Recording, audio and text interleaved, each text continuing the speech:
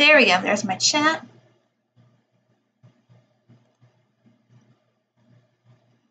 There we go. It's all nice and good and live. I just gotta... There it is.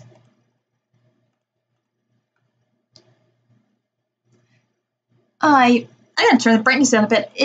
I hate YouTube. Hello, Amola. Welcome to the stream. Just give me one quick second to set up, and then link that we're live. So if you want to link that we're live, we're live.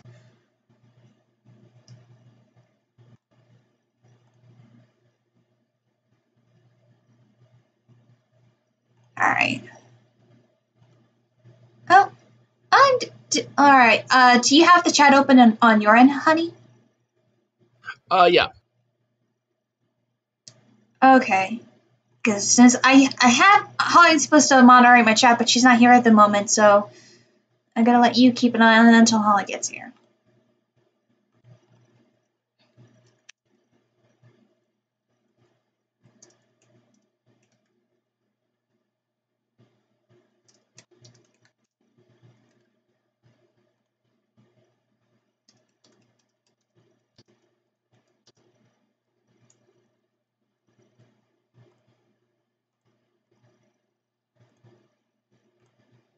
There we go.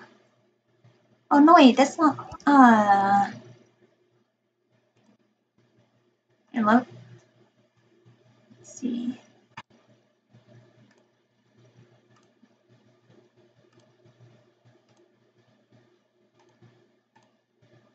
Okay, now it's our Q&A.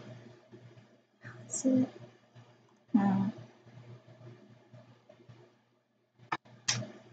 We're up to 4 people. Just gotta.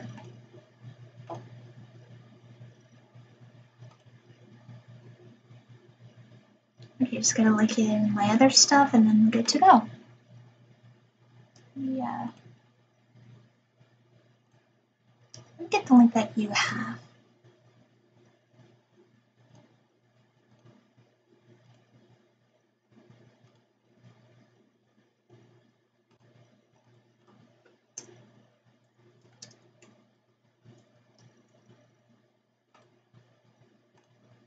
Oh, I was gonna post it in Zenith stream, baby.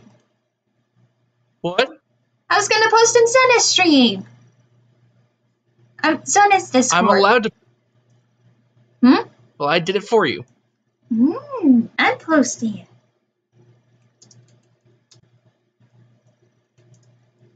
You don't have to. That would be redundant.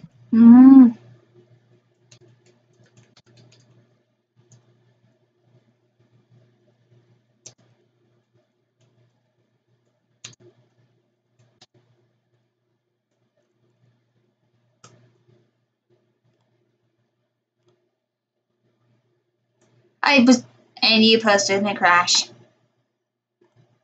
What? You posted in a crash's Discord too? Yeah, I post them in literally all the Discords I'm in. It's called promotion. That's what I was doing.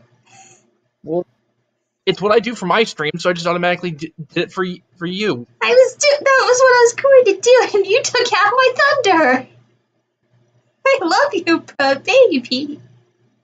What? I'm doing your job for you. What's the problem? Oh, I wanted to do it. I wish it would say how many. Oh, there it is. 5 watching. Okay. Okay. Just a quick look.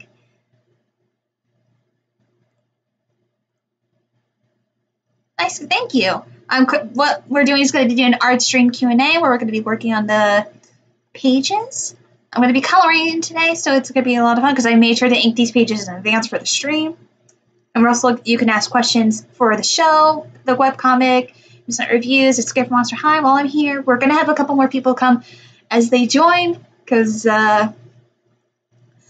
we'll see how it goes because I don't know how long I'm going to stream tonight, but we'll see how far I can go with this. So just have to type in one more place and then we'll get started. Yep.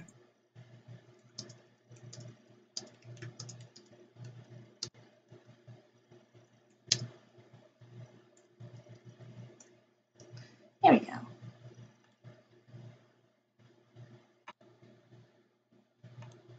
we've got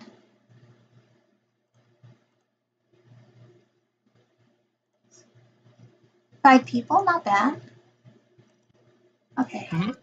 No, I was checking. I just gotta go. Jake wants in. Okay, I wanted. Yeah, thank you. Give me a second. Okay. All right. Hopefully Holly will get here. She will. Just give her time. Yeah, I know, give her time. All right, bring this up. All right, chat. I'm about to start doing some art. So start right with questions. Also, do we have a Jake? Yes, we do. Hello, Jake. Say hi to the stream. Hello, peoples of the stream. That was a way of saying it. Okay then. No. Oh, god damn it. I already did. This is why you make sure you don't use your pen to go on a layer. I accidentally tried to layer with my pen for some reason. Wah. Okay, that's the background, so we're gonna background lines. Okay. How are you doing though, Jake? I'm doing fine. I was just sort of doing my own thing until I realized, oh yeah, you're streaming now. Yeah. Also, hello, Kyle Brockman. Welcome to the stream, and hello, Tim. And thank you for saying my comments looking good so far. Because someone's supposed to moderate with the comments, since someone's not doing that. I am. I'm watching. Can you also read them off to me? Oh, yes. That's what I wanted you to do. Well, you said moderate. I just think you said dictate, too. Have you never been to a Q&A? A stream You gotta be specific.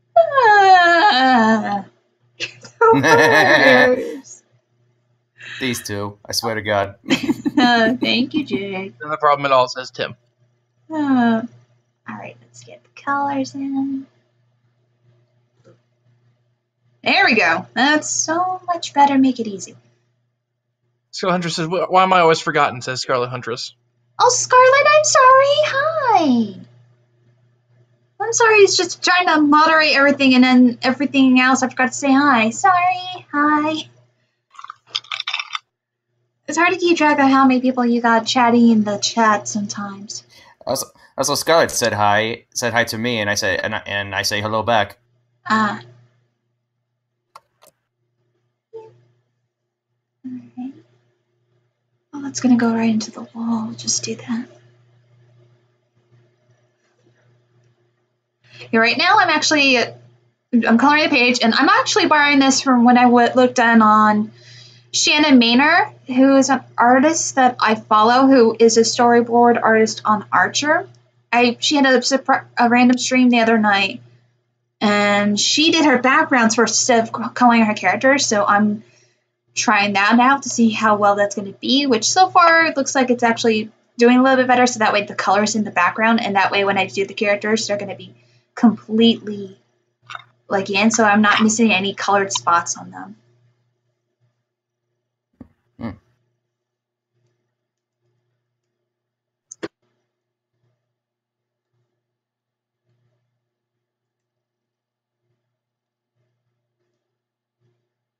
Just trying to... What program are you using? The program I'm using is actually Clip Studio Paint. I know a lot of artists use Photoshop, Illustrator, or Paint to Sai, but I started using Clip Studio Paint like a year or two ago, and because on recommendation from my friend Becky, and it's been so much better. It actually handles pen pressure a lot better than Photoshop ever did, and it's been a lot better. I've been practicing on it with this comic, and it's been wonders for me, and I've been very happy for it. Let me actually do the colors in each of the panels these pages are part of, so that way there's something there. Let's see, that's Okay, yeah, I remember that. That's part of the background, so let me merge that down.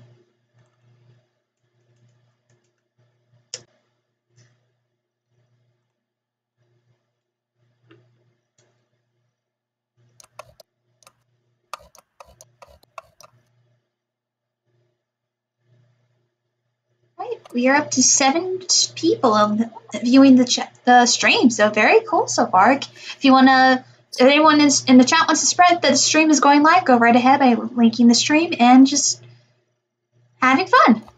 What are your thoughts on the original 101 Dalmatians animated film as well as Xerography? I love the original film. I love the original film to pieces. Xerography? I don't know what xerography is. I was talking about 101 Dalmatians.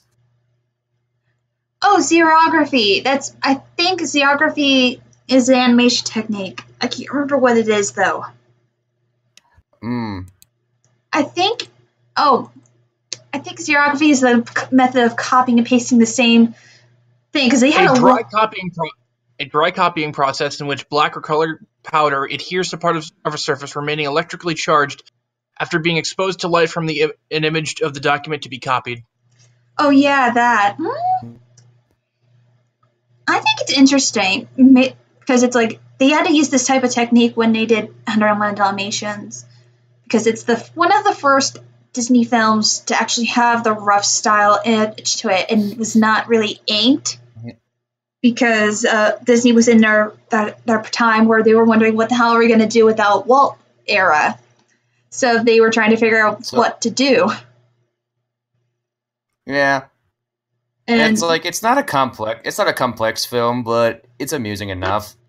Yeah. Also, this was the film that started the trend of having the sketchiness to it because of low budget restraints, and it caused an error of Disney reusing some of their past animations by saving budget by retracing past pieces onto their own. So yeah, and 101 Dalmatians wasn't even the most infamous film to adopt that practice.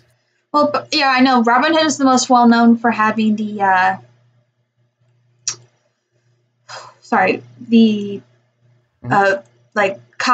tracing over notoriously, but there have been later stuff. Like the most notorious in the Renaissance was the ballroom from Sleeping Beauty and The Last of Beauty and the Beast, because they literally had a little tight budget there, and that was the most they cut corners.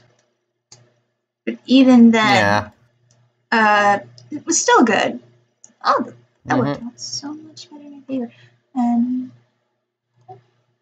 mean, the original 101 Dalmatians is a favorite of mine, despite its budget restraints. Oh yeah, 101 Dalmatians is still wonderful. Even the live action one is wonderful.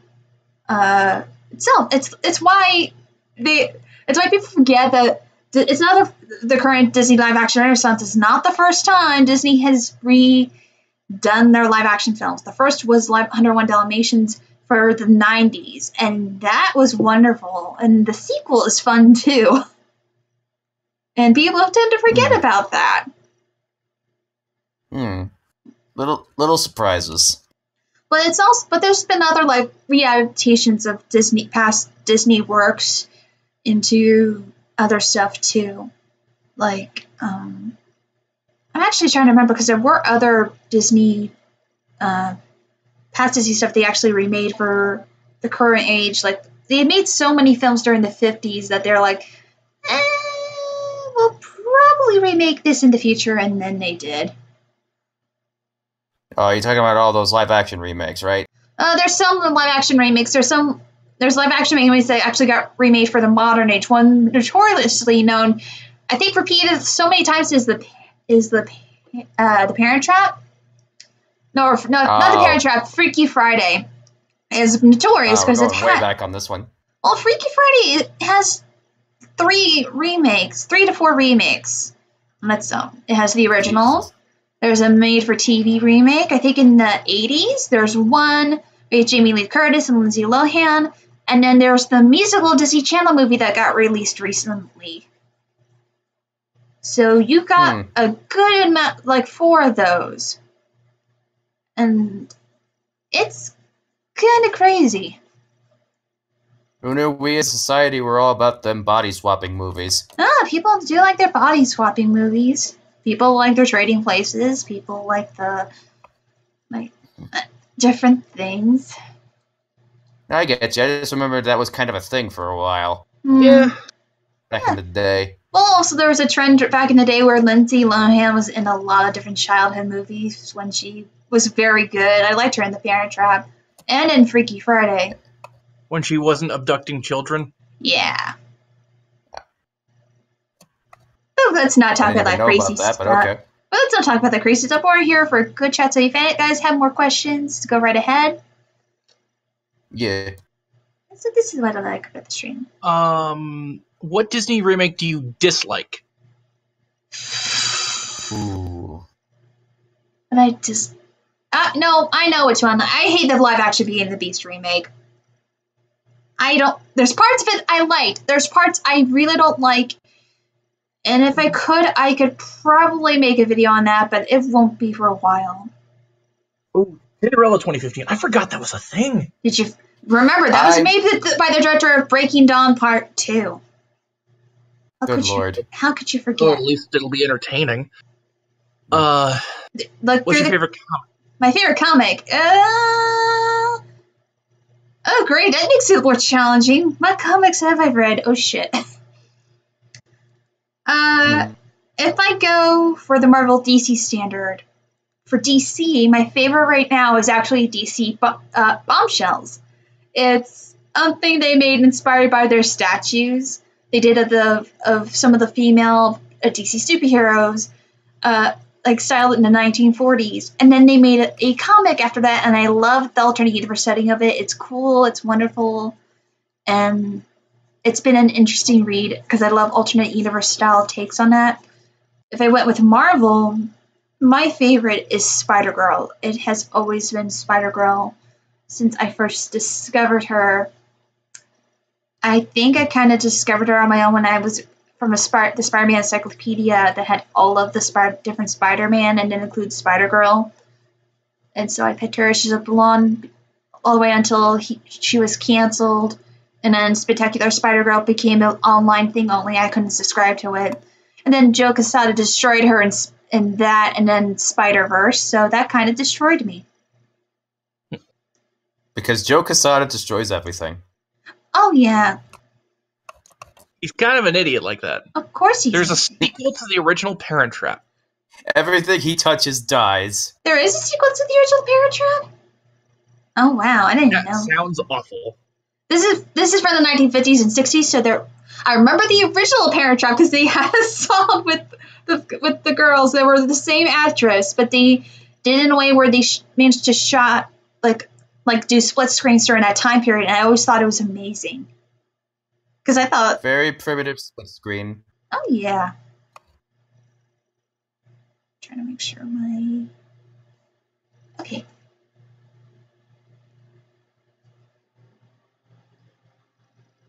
Yeah, also going back to the Disney remake question, I kind of avoid most of those live-action remakes on principle, because I don't really expect anything good from those. Although I heard decent things about the Jungle Book. With Disney nowadays, I just wait till Casey gets it on DVD. That's with most movies. I don't go to movies that often anymore. Mainly because of money.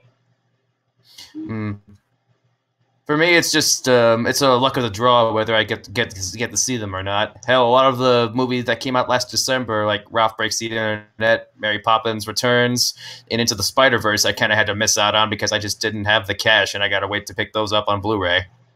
I think Into the Spider-Verse is still in theaters. At least it was. Yeah, but I still don't have any money. Oh, yeah, fair. Yeah. Look quick. Apparently, I'm looking quickly at the chat. Scarlett hates the 2015 Cinderella. I can't say. I never saw it. I know the changes, the updates to it, and I kind of like the updates to that one. When the updates work for a live-action remake, they work well. And then I've heard Cinderella is the best example for that, especially when you look at the animated film. and then you can add how you want to do it carefully. With the Beauty and the Beast live action one, they tried adding more to the questions of why the village couldn't remember us because the Enchantress put a spell over it. Yeah, but why?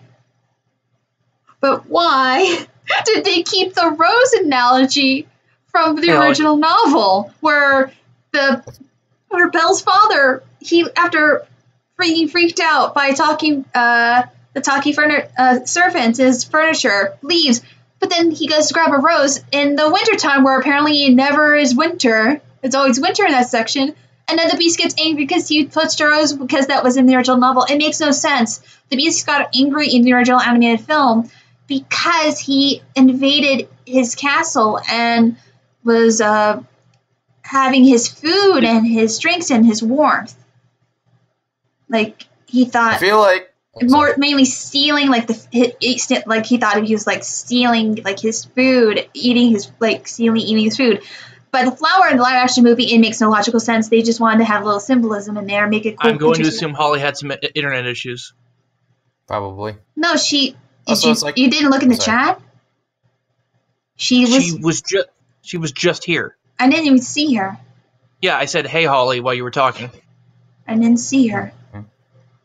I didn't even hear the thing go off. She popped in real quick, and then she had to pop out. Thing is, I didn't hear her pop in. But that's fine. And I was just saying, like, kind of going back to the whole live-action Beauty and the Beast thing, mostly going by Lindsay's video, I get the vibe that they were trying to fix problems that didn't need fixing. Yeah. That's the vibe I sort of got out of it. No, yeah, and, like, there's parts I liked of it. There's parts I didn't like. If I do a video on it, it won't be for a while. But it was a thing. And don't get me started when we get to Aladdin. Or actually, we're gonna be getting, because we're supposed to get like 3 this year.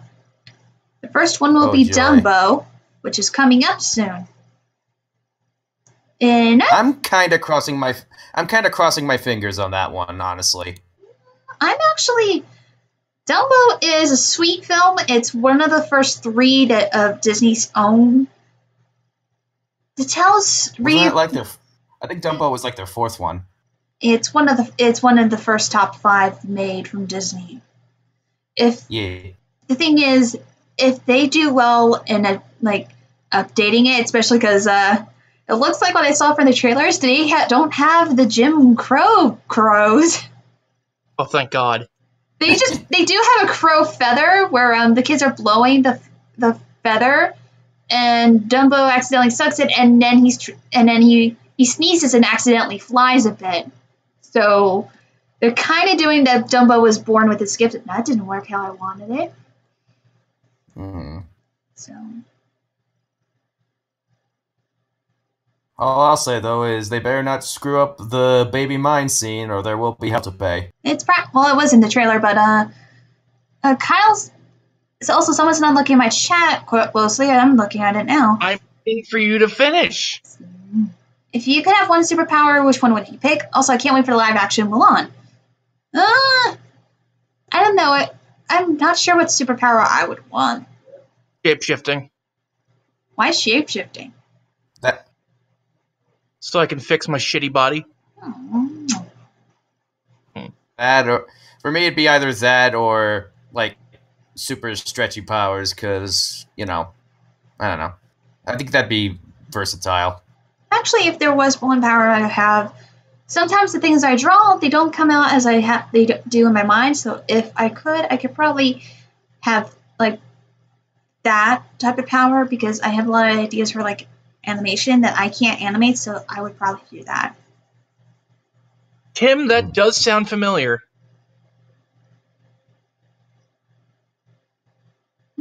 Let's see. Ever After is the best Cinderella movie. Cross your fingers for Aladdin to Lion King. Have you heard of what's the clue finders? Yeah, I think I do remember this. Holy shit. That's a while ago. What the hell is the clue finders? It was one of those educational kids games for like 5th to 6th grade. Oh, I don't know. It's not ringing bells for me. If you remember Reader Rabbit, it's from the same company. I know Reader Rabbit, but I never heard of this. Probably might have been past my time. Dear God, I'm old. Aren't we all? I'm the oldest one here. Wait up. Well, I'm 27, so... Never mind. I'll be... We're the same age, Jake. Ah. Did not know that. No, he's at the battle. Okay.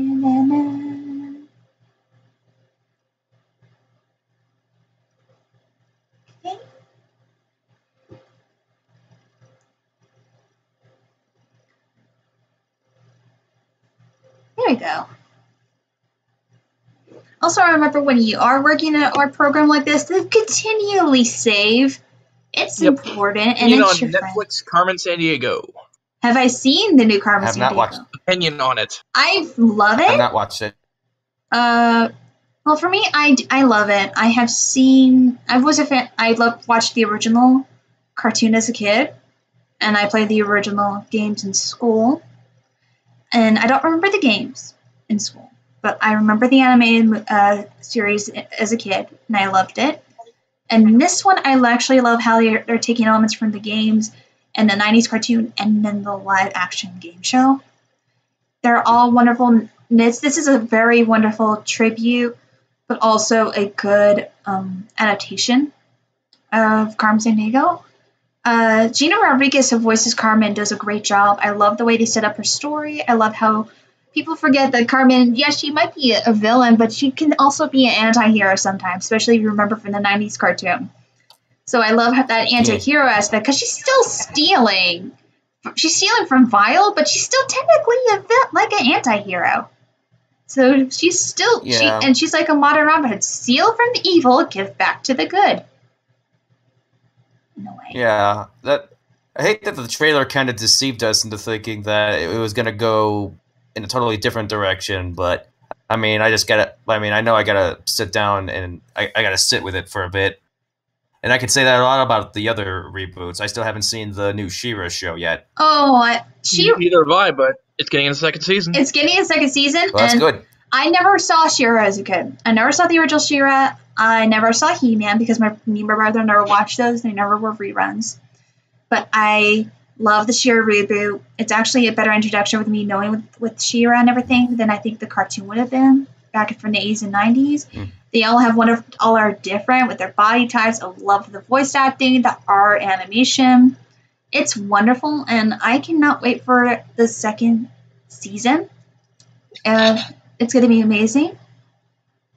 I know I'm saying everything with all the animation. Like the animation in Carmen and She-Ra have been the best I've seen, and it's been wonderful. And I'm loving the animation studios who produce both the shows. I hope they continue to do more of that art styles, especially because like it just like I love when the art animation looks wonderful like that. Like people forget that sometimes hand drawn animation like can be great and fantastic and make everything like flow better.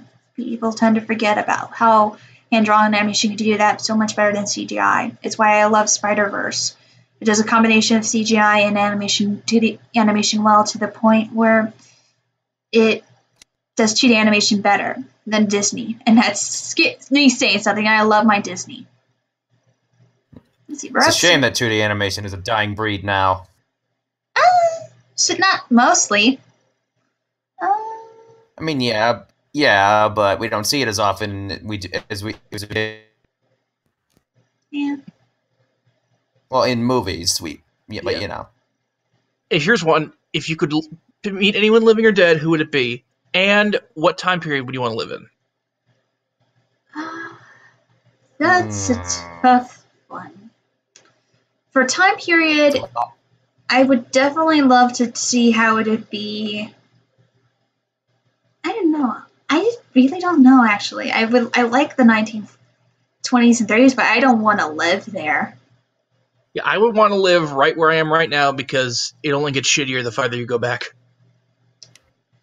if I could, for history reasons, see how it goes, I would probably love to go. Maybe I would just want to see how Disneyland opened up, or maybe see how the original Universal Studios tram tour was back in the beginning when it was just a tram tour. I just want to see how that is because I feel like it'd be a lot of fun. And if someone I meet, if I could, I might be Walt Disney. I would love to just meet and talk with him and see what he had to say about a lot of stuff.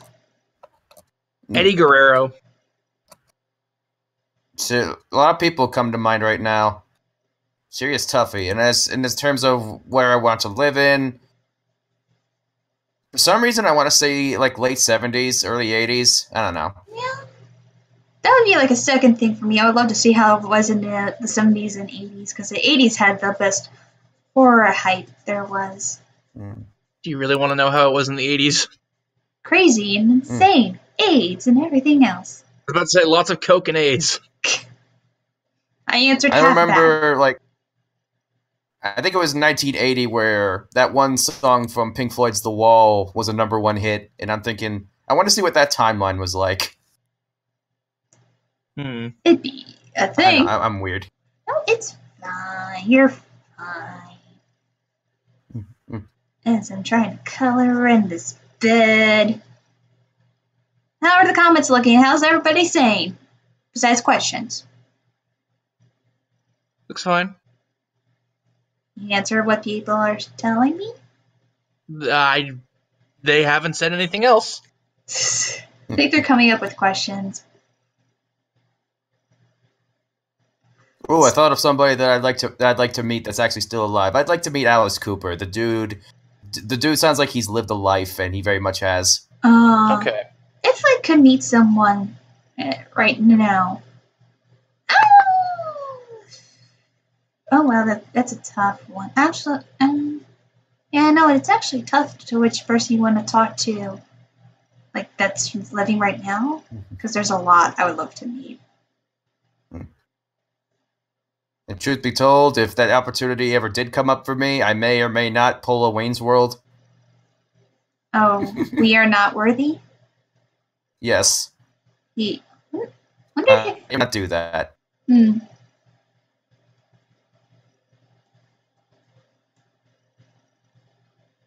Oh dear. Oh, this bed.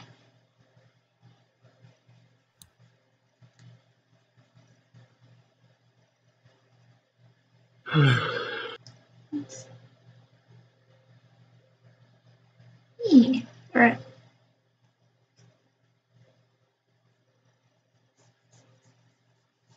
Yes, I know that like coloring could be a bit boring, but we're gonna make it nice and good. Favorite Disney villain song? I think for me, I think I like Friends from the Other Side. It's a good one. Yeah, I mean, it's Keith David. How can you go wrong? Yeah. Also, the first Disney villain song for Keith David ever, for anything with Keith David. He's like a legendary actor and voice actor combined. I mean, watch Gargoyles or Spawn the Animated Series for proof of that. I didn't know he was in Spawn. Yes, Keith David played Spawn. Ah. I didn't know that. That was cool. What's your favorite Disney villain song, honey? From the Muppets, like the recent one with Chris Cooper. The song where he's all singing about money. I haven't seen that one. I've seen Muppets Most Wanted. Yeah, the sequel, the first movie, because the Muppets Most Wanted is a sequel.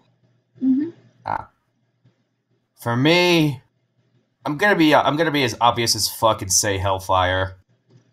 Yeah, it's an iconic one. Which, Jake, how do you feel that they're going to be doing a live-action adaptation of The Hunchback of Notre Dame? I'm thinking, nope. They're gonna fuck it up royally. Like, Who cares? Oh, we love Adam Ruins Everything. Adam Ruins it's a good show. Everything. I introduced one of my best friends to it the other day because I was like, do you know about this? She's like, what is this? I'm like, I literally leaned towards her and I gave her a hug and I'm like, I'm gonna show you. That sounded. I'm not gonna say it. I know. You know what I'm gonna say. You know what I'm gonna say. No, I know what you're saying, and don't say it on my stream, please. I love you. Well, not, but you know. Yeah. Yeah. But for those who don't know, basically, Adam Ruins Everything just basically reverses the facts that some of us already know about certain stuff, but some things they don't really say. Like. Yep. It's good. Oh, I forgot that. Let's see. I'm just trying my best to do this board. What? Oh, hello, Holly. Oh, Hello? hey, Holly. There you are, finally! We has a Holly in the house. Hello. Holly, you can take over read the chat because Rosen's shit at it. I'm not shit at it. I'm just not reading every single thing. I'm reading only the questions. I like engaging with everybody. Well, fine. Holly can do it. I need to order dinner anyway. Yay. How are you doing, Holly? I'm good. I'm good. All right, chat, say hello, Holly. She has joined. And since you're here, Holly, what is your favorite Disney villain song that was popped as a question from the chat? Ooh, favorite Disney villain song. Oh, I don't know. There's just something about Friends on the Other Side. I know. It's fucking Keith David. Yeah. You missed us gushing about it earlier. That, and I have always had this. Well, my favorite Disney movie is The Lion King. So I love Be Prepared. Guys, just a quick request from us. If you could limit like one question at a time, that would be great. I don't mind. This happened last time before. Like, when we get to that question, we get to that question. Yeah, it's more just sometimes the questions might get lost in the shuffle. But it happens. It's happened before on my streams. Yeah. But Holly, go ahead. What's the chat saying? Okay, where did we stop? Kyle Brackman had a few questions. Okay. What made you want to be an artist? I don't know. When I have mostly I would just do normal doodles as a kid here and there. I always had more of a fascination for the art, how animation was for Disney.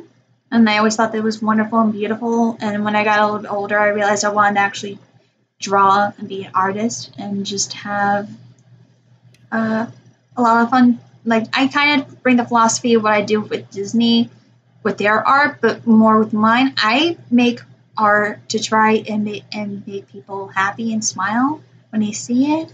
Like, if I do a great job, I know that they're going to love it. And if I don't do a great job, it's not going to make me it doesn't make me happy. I know I do.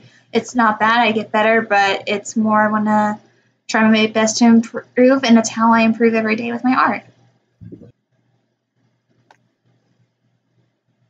Okay, Comic book company, not. Oh, sorry, you haven't gotten there yet. Yeah, dude, I'm reading the questions now. Go make your food, bitch. I'm trying DoorDash, so I'm right here. You have been usurped, good sir. Fine, I'll just focus on the fun parts of being Casey's girlfriend, like stuff I can't say on stream, and cuddles and stuff. Oh, Rosen. Anyway, who are your role models? Oh, well, originally my role model was Walt Disney, but it's and Tim Burton, but it's grown from that. My role models now are just Del Toro is one. I have actually been getting more with normal artists that I follow as an inspiration, like Jen Ostange, Shannon Maynor, trying to remember everybody else, like a few other artists here and there. Rebecca Sugar from Christine Universe is another one that's been an inspiration of me with her art and her messages and everything else. Then even Alex Hirsch from Ready Falls is another one. My role models just keep adding, and it doesn't bother me because it knows that there's wonderful people out there that's going to be bringing things that they love to the screen and everything else. And last question, which comic book company would you want to work for or own? I say worked for. I've been hearing IDW has been actually doing a great job with indie publishing, especially because they've been doing a lot of resurrections of old 80s cartoons as comic books. Like, they did a great job with Gem and the Holograms. They're doing Rainbow Bright. I think... No, wait. I was trying to look at my copy of Clue and see if they did it, but I don't know if they did or not, but IDW has been doing a great job with that, and if I could probably, I want to do that and probably revive some 90s cartoons into a comic. I don't know which, but I would love to do that. Am I back? Yeah. Yes? Okay, because it was roboting for a while. I would want to own Mad Magazine. Ooh. It's a comic book. That counts. It's got a lot of comics in it. It counts. Well, I can't draw worth shit, so I don't know if I'm qualified for this question. You could own a company. I can't draw, but I could own a company. Yeah. Still, though, that's kind of a toughie for me. What about you, Holly? What would you work for or own for comics? Oh, I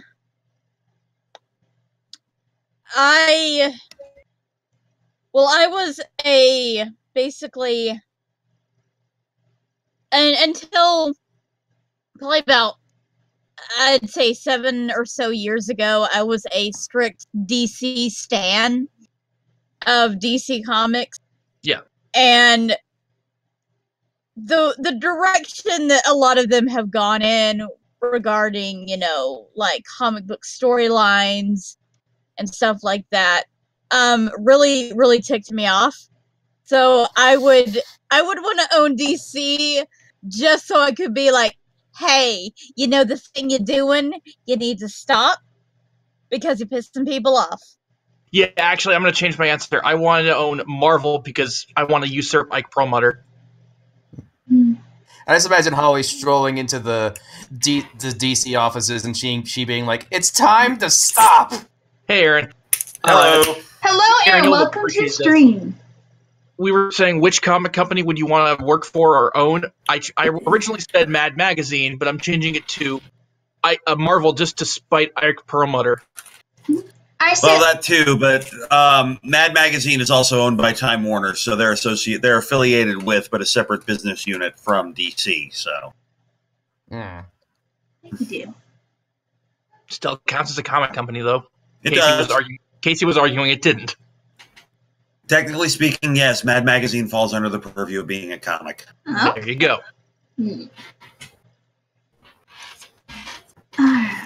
I would probably go with DC myself. If only to try to undo some of the stupid that's been done over the last few years. Exactly. It's like, tone down the Batman. No. Yeah. I mean, there's some good ideas that have come out. Don't get me wrong, since Rebirth happened, it hasn't been terrible, but there's been a few things that I'm like, okay. There's room for improvement, is what you're saying. Yeah, there is. A lot of room. Yeah. Yes. But I agree with Jake. I think, okay, we've reached peak Batman. We don't need him anymore. Let's just step back. We don't need 14 goddamn Batman books on the stands every... A full third of DC's lineup should not be Batman. Yeah. Nah. It's like, you got Wonder Woman, an entire Greek pantheon to play with, and you're doing nothing with it. just as an example. Oh, why? I just had to put these picture frames into this page, but how's the chat doing? I think I saw a question, but I looked quickly away. Yep. Okay. Here's an age-old one. Do you prefer Pepsi or Coca-Cola? Oh dear. Wrong on both parts. I prefer Dr. Pepper because I'm from Texas, and that's what we drink. It is our lifeblood.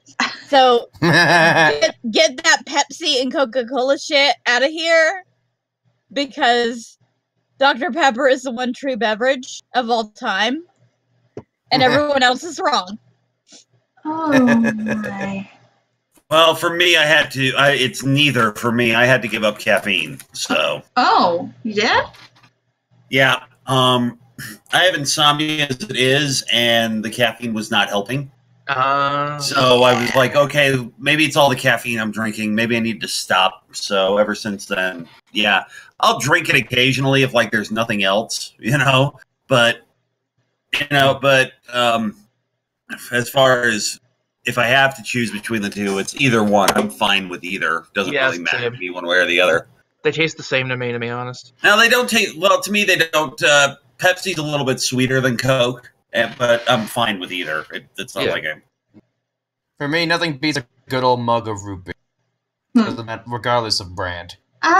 Me with this, I actually do like both. Though, of course, when I get sick of a Pepsi, I'll switch to Coke. And if I get sick of Coke, I switch back to Pepsi. Because, like, both of them have their own flavors to it. But I think Coca-Cola does a better job doing a lot more flavors with them. Because, like, they used to have a good flavor back in the day. They had Pepsi had Pepsi Lemon, Pepsi Lime, Pepsi... No, they didn't have Pepsi Vanilla. They gave Coke. But they had... they do now. Pepsi has vanilla now. Pepsi has cherry vanilla now. Oh, yeah, that's the one. But also Coke does too. But I used to like Pepsi Lemon, and then they took those away off the shelves. But so luckily, Coca-Cola, if in the freestyle machines, they actually have, like, you could get Coke Lemon, Coke Lime, Coke Orange, Coke Cherry, Coke Vanilla, Cherry Vanilla Coke. Like Peach Sprite is awesome. For me, nothing beats a good old cherry vanilla Diet Coke. I cannot have Diet Coke because of the aspartame in it, but for me, I like both of them. They are not bad, and the one thing is if I get sick of one, I can rotate the other and go back and forth between the two. For flavor-wise, I like sugar-free, like not sugar-free, real sugar Pepsi. That's super good. For Coke, as much as I like my Coke Vanilla, I like the Cherry Vanilla Coke, and Coke Lemon is a close second. They're just so good.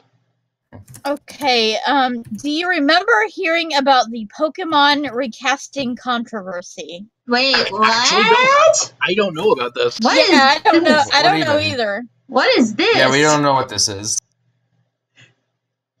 Controversy. That's a thing. Hopefully we'll find out. But another question. What's your favorite cartoon? I'm assuming we're talking North American cartoons? Simpsons. Oh no. I got a laundry list here, but we'd be here forever if I read them out right here. Yeah. Pick one. For now, let's just say Venture Brothers. Okay. Adult cartoon-wise, South Park. I've loved it ever since it first came out in '97. Kid cartoon. It is a toss-up between Steven Universe and Gravity Falls. Also good. Yeah. Oh, it could be anime as well. JoJo. Yeah. Fuck it. I'm a JoJo weeb now. Fuck you, Rosen. Okay, if we're gonna break it down, adult cartoon Venture Brothers, kid cartoon Where on Earth is Carmen Sandiego, anime still always Ranma 1/2. Okay, if we're doing it that way, adult for me, Archer. Kids cartoon for me is OKKO. Yeah, cartoon for me, As much as I love Steven Universe, I will go back to Gargoyles. Because that's wonderful. Anime! Oh my god, that's tricky. As there's a lot of great anime I like. But I think my favorite one that I always like to go back to, that has always been a part of me, has always been Sailor Moon. Okay, to answer the other two parts of that question, kids cartoon. Well, anything from the Bruce Timm animated universe, and that's Baccano. Baccano's best anime. Fight me. No, nothing wrong with that. Not based on a manga, by the way. Neat. But then light novel. And then it got a manga. Yep. I also love Death Note, but I prefer the manga as opposed to the anime. Mm-hmm. Okay, I had to take away the characters for a second because I realized they're bothering me of where I was coloring this bed. I will say, if more recent anime, I thoroughly enjoy Magical Girl Raising Project. Yes, you introduced me to that, and I freaking love the sub and dub. I have grabbed the manga. I've been getting the light novels. So they've been wonderful, which is if you like the dark magical girl genre, you'll like this. It starts off like standard happy, become a real magical girl for real, and everybody's happy and good, and then it abruptly turns into battle royale. Yeah. I tried showing Aaron, you would like the Promised Neverland. Oh no. Because I've heard it's amazing, and I won't spoil the twist. It's a really good one. Yeah. I'll look into it when I have time. Most of my free time is taken up right now. The joys of being on a weekly schedule. Oh no, I know that feeling. It's why I made sure to plan my schedule correctly for a stream. Yeah. Favorite dessert? Cake. You want to specify? Chocolate cake, obviously. For me, well, it's always a toss-up depending on how I feel every day, but I think my favorite is actually, is ice cream. Ice cream's wonderful. What flavor? Shit. That's a terrible flavor. That's a terrible flavor of ice cream. What are you into, Casey? No judgment. But still. I mean, I know it looks like ice cream, but it is not, in fact, ice cream. Okay. Okay, hold on. Okay, I gotta quickly put it on my phone what my favorite flavor is, because it's from the Museum of Ice Cream. They have their own brand of flavors out, and it's been... All right. So I get all right, while you're doing that, angel food cake for me. Ooh, mine is specific to Rite Aid's birthday cake ice cream. Ooh, birthday cake ice cream's great. You guys are going to hate me.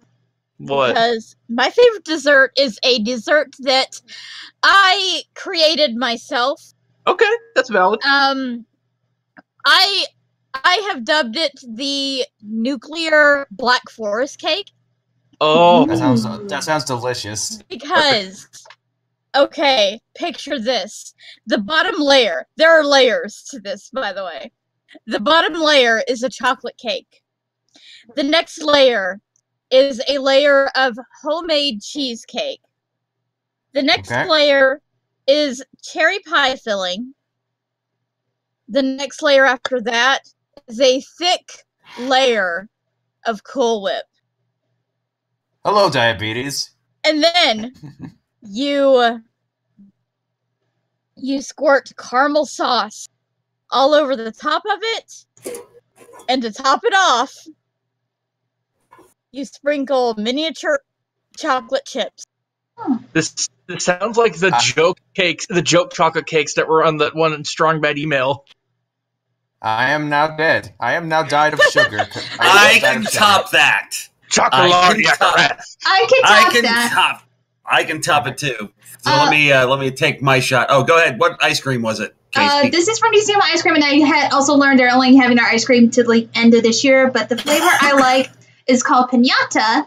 It has cake, pieces of cake frosting, circus animal cookies, Pop Rocks, and sprinkles. Sweet Jesus. I grabbed it out of random. I'm like, this is interesting, and I love it. And now I realize when it ends in December, I'm literally going to buy a bunch of the ice cream to hoard for myself. Yay. Oh, that looks all right. painful. So what I can... Shut up, lady. Shut up, lady. All right. Anyway, so what I can top is not my own creation. It is actually the creation of John Kovalic of Dork Tower fame. And Munchkin, yeah. Yeah, and Munchkin. Well, he didn't create Munchkin. He just did the art. He drew Munchkin, yeah. Anyway, I had the collected Dork Tower for a while until I loaned it to somebody and they never gave it back. But there's an entire strip there which has a dessert named after one of the main characters. They are known as Igor bars. Okay. The Igor bar begins with a layer of pan-style chocolate chip cookies. Ooh. Then, this one's optional. You can put just for texture and crunch and to counterbalance what's about to go on next. You usually scatter some peanuts over a layer of that over the cookies to start off with.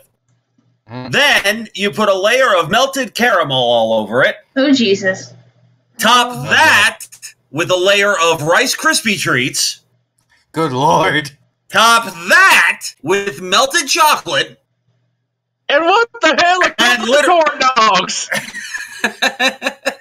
But no, and then literally this is what the recipe says. Top with M&Ms, candy pieces, chocolate chips, or anything else you find excessive. This is all fat-free, right? Shut up, lady. Shut up, lady. I'll buy 20. Now, see, here's the thing. I have made Igor bars several times. I have taken them to work parties. They've always been a hit, but these suckers are literally almost 6 inches thick when you're done. Jesus. And people are like, and I've seen people I've told people, it's like, just take a small one. It's like, no, I'll take this. I'm like, okay, it's your funeral. And I take it like, I can't finish it. I said, I told you. It's the griddle pancakes. Have we talked about this, Aaron? The griddle pancake? Yeah, there's a cafe in LA called The Griddle with pancakes bigger than your head. Yes, you've mentioned this. Yes, I went to this with Haley and Heather, who, for those in the chat, they're Kaluna and Trickster Bell. I'm putting the picture in the chat. Okay. Basically, it's a pancake that's the size of your head.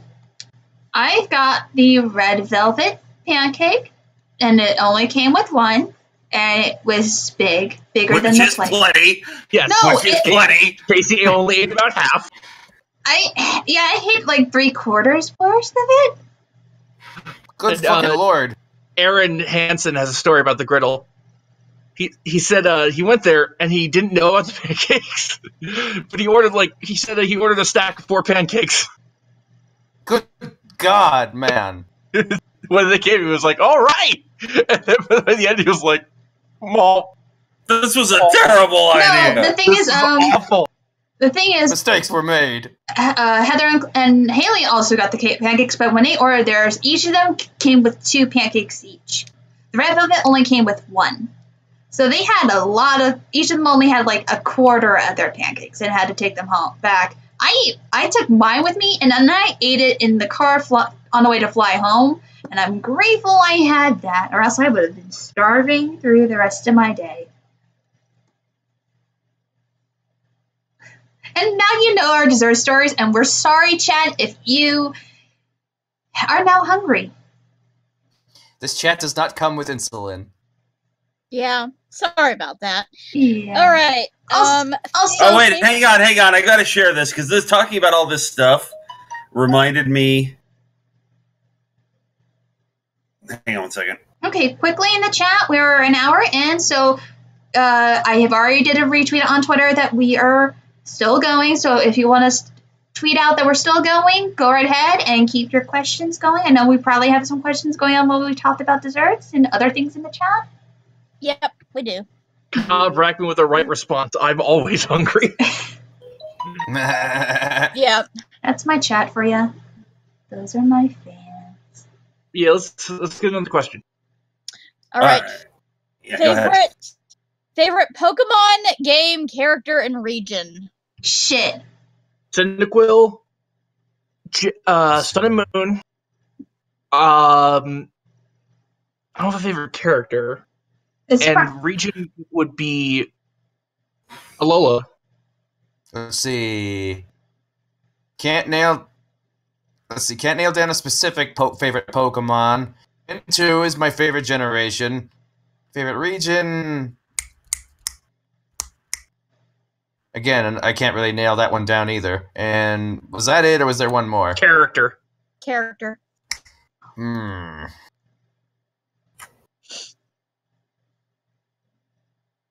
That one. Again, hard to nail down. So I have an answer. So I don't have too much of an answer here. Quickly for me, I like a Vulpix. I think my favorite Pokemon game has been Sun and Moon, but I like Pokemon X too. My favorite region, I like the region in Pokemon X, but Galos. And then character, I think it's depending on what your favorite gym character is, but I like Lily from Sun and Moon. She's my favorite. I am too old for the Pokemons. I am an old fart.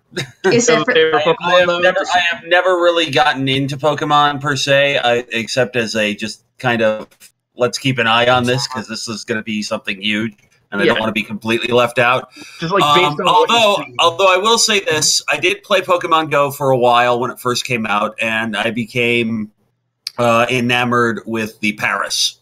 I caught a Paris. My first time out. I named him Ralph. I love that. You named Ralph the Paris. You named him what? Ralph the Paris. Ralph. I'm in danger.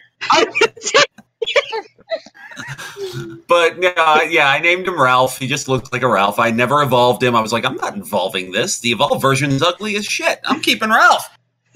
Plus it's implied that the mushroom on Parasec's back is like a parasite. So you'd be Have doing you seen the original design for Baby Paris? No. I forget what it's called. Like back before they made Pokemon Gold and Silver, they had a demo of it at Space World, which is like the big E3 for Japan or for Nintendo. Mm-hmm. And there you go. And they had a bunch of Pokemon designs that were scrapped. And Linkara live streamed the demo and everything. And I'm trying to find the actual sprite. There's some really, really good designs. Yeah, here we go. Paris, the Baby Paris, which I forget what it's called, is the fourth one on the top row. I can't look at the moment. Oh, God. It's precious. And then here's an artist's rendering. Oh, that artist rendering is cute. But all right, I wanted to share this, getting back to weird food stories. Gail Simone, speaking of comic books and weird food, has a delightful Twitter feed. And last April... I know we talk about. She unleashed this thread that started off talking about a legendary dessert at Knott's Berry Farm, and quickly turned into Lovecraftian horror. I am going to read you this thread. Okay, I have it here. All right. Here's a little story. It doesn't have a huge payoff, but it's funny and weird. We have a friend who works at Walt Disney World. He's become more like a friend. He's a brother named Matthias B. We met on Twitter, though he had been on the signings of mine once. Best guy. We adopted him as family. He helps us at Walt Disney World, so we have the best time possible, and he has the same love for theme parks that my husband and I do. Last year, he came to our coast for Comic-Con, and we agreed to do Disneyland and Knott's Berry Farm together. We had a great time at Disneyland, but he kept mentioning this thing they had at Knott's, this legendary thing, this ridiculously sounding curiosity. It had become a legend among theme park amusement enthusiasts. It was known as, and some of you in SoCal might have already guessed the item already, the impossible, absurd food item known as the fun bun. I was gonna have to go with the fun bun. Huh? Now, don't be alarmed. The fun bun doesn't want to hurt you. It doesn't judge you. It just wants to be loved. The fun bun. Say it 8 fun bun from Charlie, who literally worshipped it as a deity. Yeah. Well, hang on. Hang on. There we go. It just wants to be loved. The fun bun. Say it 8 times. Fun bun. So, Matty B wanted to try this thing. He talked about it a lot, and the boys made a running joke because, of course, they did. And he wants to try the fun bun because it's a legend, and also because it's called the fun bun. So we get to the park after hearing about the fun bun the whole trip. We eat at Mrs. Knott's restaurant. Matty B wants to get this thing. His lust for the fun bun surpasses that of hobbits for mushrooms. Fun bun. Fun bun, shouts the leaves on the trees. Now, I don't know what the fun bun is, but it's a big deal in theme park circles. All I know is that it's called the fun bun, and it represents hope. Fun bun. So we go to the place of the old ghost town. We go to the place of the old ghost town section of the park. They do not have the fun bun. I repeat, no fun bun. Neither do they have the components. They are out of both bun and fun. It turns out that, like the McRib, the fun bun is too special, too illuminating to have you around. They only have it a couple of times a year. How can rides and shows and joy make up for this spirit-crushing realization? No fun bun, no hope for a better future. Matty B goes home. I can't help but notice he's a little bit more cynical, a little bit less glowy. He had approached the summit only to be told that Everest was closed for remodeling. Then, a couple of weeks ago, my husband and I were down in SoCal for WonderCon, and we were going to Knott's. We didn't know it was during the Boysenberry Festival. Knott's founder popularized the Boysenberry. And as it turns out, the Boysenberry Festival is a blast. It's huge fun. They have 75 Boysenberry flavored items. Everything to muffins, to elote, to beer ribs, to beer and wine, to cupcakes, to jerky. Well, the whole place is Boysenberry. Yep. And you buy a card. It's $30. It has tabs on it. You tear off a tab to sample 8 kinds of amazing Boysenberry dishes, including weird things like Boysenberry hummus and sausage with Boysenberry mustard, ketchup, and relish. Some families bought a card for every member. We just bought one, and it was a lot of food. We were both stuffed for the whole day after sharing one card. But the key is, we forgot about the fun bun. Oh, no. The thing is, the whole park smells like boysenberry. The refillable drink cup, we filled that with boysenberry punch. We tried every one of the items on the card and got a boysenberry cotton candy while waiting for a show. Now, I love boysenberry, but picture this scenario. You've been riding rides and running around a theme park after a busy con and a day at Disneyland. You're a little loopy, and everything you eat that day, boysenberry. Just a reminder. Sausage, pita with hummus, macaroon, elote, chicken wings, short ribs with rice, quesadilla, and pierogies. All boysenberry with boysenberry sides and condiments. And we're tired and loopy riding coasters and stuff, and it's huge fun, don't get me wrong. But at some point, our boysenberry tank was full. We saw people who had a whole cart walking around for themselves, walking around like they were dying. So much food, so much boysenberry. If they ever remake Dawn of the Dead, it should be about people who had hit their hybrid berry limit. And the thing is, you can't escape it. You're full to the brim, but you can't take it anymore. But everywhere you look, there's boysenberry. Toys, plushies, food, clothes. It's in the shows. It's everywhere. Boysenberry. And we're so stuffed and buried up, we can't even think. And then we get a text from our Brobo. They have the fun bun right now. Go get it. We looked at each other like, we can't do this. We can't. We know in our hearts it's the tipping point that will end civilization. The fun bun is excess. It's everything we don't need but crave anyway. And get this. It's boysenberry. Yep. No, we can't do it. I'm sorry, but no, it's out of the question. We get another text. Fun bun. There's a genuine trend in restaurants now to create an item that's so absurd, so over the top, that people buy it almost on a dare. That's how you get the Cool Ranch Dorito tacos at Taco Bell and a sandwich that replaces the bun with chicken fillets at KFC. And that's the fun bun. It's a massive cinnamon roll as big as your head, which they then, I'm not kidding, deep fry. Then they put a huge layer of frosting on it in front of your eyes and finally powdered sugar. It looks like a round mousse. And the frosting...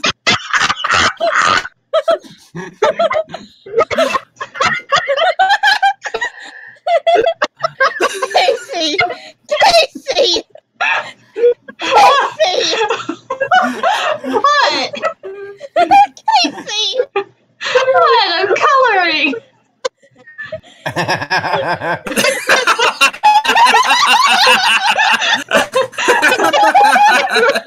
Anyway. It was tempting. And the frosting, boysenberry. We are already dying a slow boysenberry demise, soon to be buried in boysenberry casket. But Maddie B is insisting. Fun bun. We ordered it and said a silent goodbye to our loved ones. Lovecraft at his most purple could not fully explain this. Lovecraft at its most purple. And here is someone performing an autopsy on a fun bun. This is basically somebody who torn the thing in half. Okay. We sat down at a table and set this beast between us. Boysenberries had infused into our blood and tissue. I actually spoke to a boysenberry plant for 15 minutes. I asked hubby his mother's name, and he said boysenberry. And after the hummus and the sausage and the wings and every other boysenberry thing, we plunged our knives and forks into this behemoth, as if to kill the white whale, as if to reaffirm our slippery domination of the world around us. The boysenberry world. Our hearts were no longer in this berry challenge. Like a man on a snowshoe trek who turns back a mile from the North Pole. It's too much. It's too big. Humanity was not meant to be king of the cosmos. And it was delicious. You guys, sometimes, just sometimes, excess is nice. Sometimes too much is just right. With the consumption of the fun bun, we glimpsed the boysenberry horizon. We saw a new world, and we ate it with plastic cutlery. And an older lady wearing a cowgirl outfit, for real, sitting next to us at the table, looked up from her own fun bun and said, I don't know what we just ate. What I just ate. Long, thoughtful pause. But I'm coming back next year. Yes, cowgirl lady, just as the fun bun planned. We accept you. We accept you. One of us. I've seen the future. I've seen your future. The fun bun loves you for who you are. And now we all speak the secret tongue of the boysenberry void. The sun and the bun are now one. That is a movie. Yeah, we're not done yet. Okay. That's my story. Interesting footnote, we're all going to die. P.S. I forgot to mention that before they deep fry the massive cinnamon roll, they dip it in batter. The fun bun is 8 desserts smashed into a dangerous vortex of love. I did it again. I did one again. Fun bun. Fun bun. That someone needs to pitch this movie. You're right. Fun bun, the movie. Huh? I'm just gotta keep that in. That's hilarious. I just love that thread. That thread is like one of the greatest things I've ever read on Twitter. I'm sending this to the LA people. Unfortunately, I cannot keep it in because this is a page where Clara is looking at Vicky's like tarot stuff and mind reading stuff because she loves to. Oh, you can work a fun bun into another panel somewhere. I'm sure. Fun bun. Yeah, you can draw a fun bun in somewhere. I'll probably do it in the cafe scene, but I'm sure we have a lot of questions after of Gail Simone's tale of the fun bun. Yeah, well, I just imagine. Mm-hmm. I didn't say my favorite Pokemon stuff. Oh, yes, go ahead. So, good. Favorite Pokemon, Flareon. Favorite game, Crystal. Favorite character would be James. And region would be Johto because Pokemon Crystal was my first. We were going to say Jotaro. Johto! Weeb. Boy. I wasn't fucking weeb! I wasn't Jotaro! Not everything is JoJo, you fucking JoJo weeb. Hold on, I'm going to do a quick Google search to prove my point. Anyway. Okay, just one thing. Rosen put this in the chat. Ask Aaron about Serenity. What are we talking about specifically? Well, first, dude. I was gonna say we have questions in my chat though. We will come back to that. We'll come back to Serenity. All right, I'll come later. Did you hear of the anime 7 of 7? And if so, have you seen the NYAV post English dub? No, I don't even know what that anime is, unfortunately. Yeah, same. I've never heard of that. Same here. Me neither. Yeah. You tell me 7 of 7, and I'm thinking, oh, a nice Scotch and soda is what that is. Yeah, I'm thinking 7 of 9 got a downgrade. What would you do with all the time and money in the world? Open my own animation studio and make films that I want to see out there that aren't being made right now. I'd be like Kota and just focus on becoming an amazing wrestler and not have to worry about shit like healthcare and day jobs. Well, first off, I'd go to where Tifa is, and then we retire on a California beach house. There you go. Aww. I'd buy YouTube. Yeah. Betterment of the nice people. Place for content creator. Yeah. And a not nice place for Nazis. A not nice place for Nazis and corporate assholes. And people get paid. You know, if I had all the money, seriously, I would buy fucking YouTube, and then I would tell every major media outlet that has it's like, oh, you're not allowed here anymore. You've got enough shit. Get out. And then the Nazis would be right after it, and there would be a lot of things happening if I was in charge. There'd be change. Sex workers would guess what? Sex workers would be welcome on YouTube. We'd set up your own section, your own, age restricted section, of course. Yeah, of course. But yes, cam performers, sex workers, they would be welcome. Partner with Pornhub. Yeah, we would. Yeah, probably partner with Pornhub and do it that way. That way you don't take business away from others. Pornhub is kind of iffy. I mean, yes, they provide a lot for individual performers and whatnot, but they do also have a lot of stolen porn. True. So it's like it would be a balancing act. I think I might actually. What I would do is I would set up. Now that I think about it, I would allow sex work on there, but it would be like softcore sex work. Yeah. Not really anything worse than you would find on Cinemax at 2 a.m. Yeah. But you can go from there. And then we would let them have the more hardcore stuff over on Pornhub. But we would allow them to link to it. So, Yeah. Mm-hmm. But that's what I would do. That went By quickly. the way, someone uploaded all of Kingdom Hearts 3, or not Kingdom Hearts 3. Something. No, they uploaded all of Dragon Ball Super Broly onto Pornhub. I'm like, finally, a way I can watch the movie without supporting Vic Mignogna. Hey, look, somebody's fucking Vic Mignogna in a good way. Oh! Let's make it nice. Yes. All right. Do we have any more questions? Yes. Yes. What's your favorite kind of food?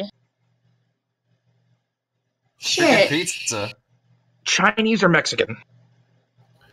I like nice comfort food. Like, you can't go around with a nice comfort home-cooked meal.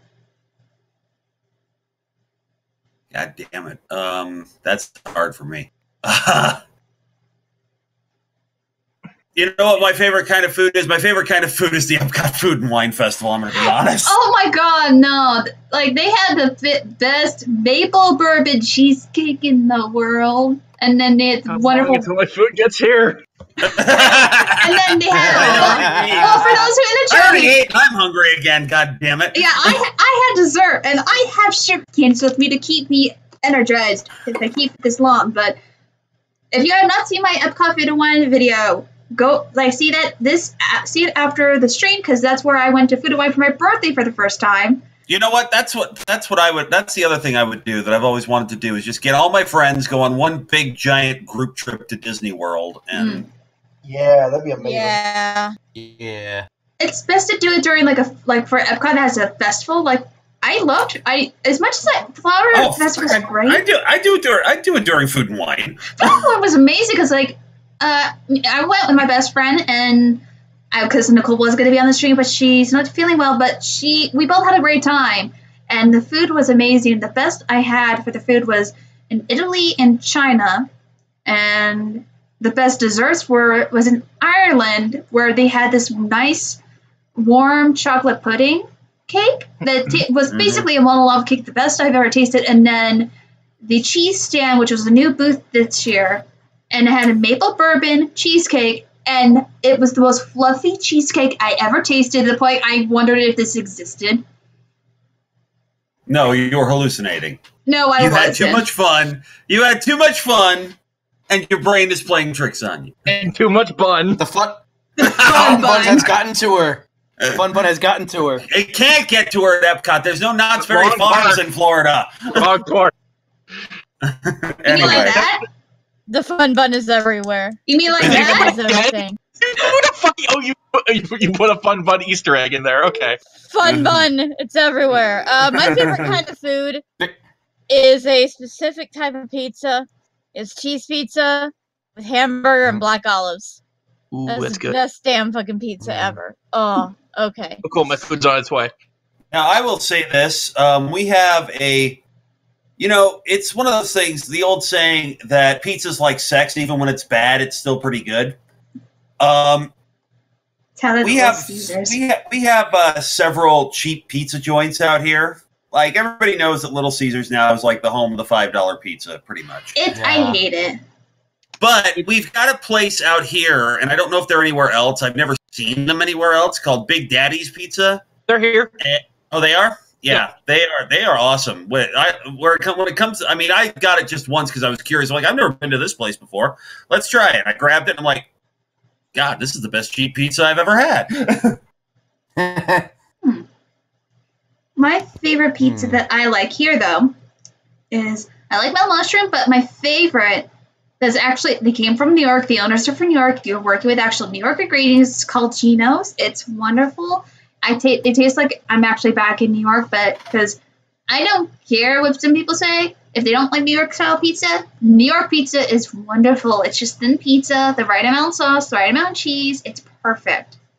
And I'm a New Yorker. I love my New York pizza. It's great. I love all pizzas. Except for Chicago deep dish. Right. I'm a pizza specialist. Son, there will come a time when you learn to love and accept all pizza. Except for Chicago pan pizza. I like Chicago pizza, goddammit. Hashtag pizza quality. Well, no, I was quoting Greg Universe, you heathens. Oh. Okay. Were you going to say Holly? 7 of 7 is basically about a girl, Nana Suzuki, who accidentally gets split into 7 different versions of herself via a rainbow crystal, with each one having a distinct personality. Huh? Ooh, that is an interesting premise. How is it? Yeah, you know, it's only been done in 8,000 different fanfics, but okay. But this is a or Raven and Teen Titans. Yeah. You're right. Here's one. What would you do if you had the powers of a god? Which fictional universe would you want to live in? I'm going to say the obvious one and say JoJo, but not for the reason you think. Wait, what? It's because everyone in JoJo is fucking pretty as shit, and I want to be pretty. Hell yeah! Wait, if you had the powers, what would you do if you had the powers of a god? And what fictional universe would you live in? I would just use my powers for creativity and make everything nice. And then what fiction universe I would live in? I don't fucking know. Like, it's like no matter which one I pick, and there will be a danger to it no matter what I pick. So I really wouldn't know, honestly, for me. How about this? We'll do the easier question, and then we'll talk about Serenity, and you can think about it. If you could go anywhere in the world, where would you go? Japan.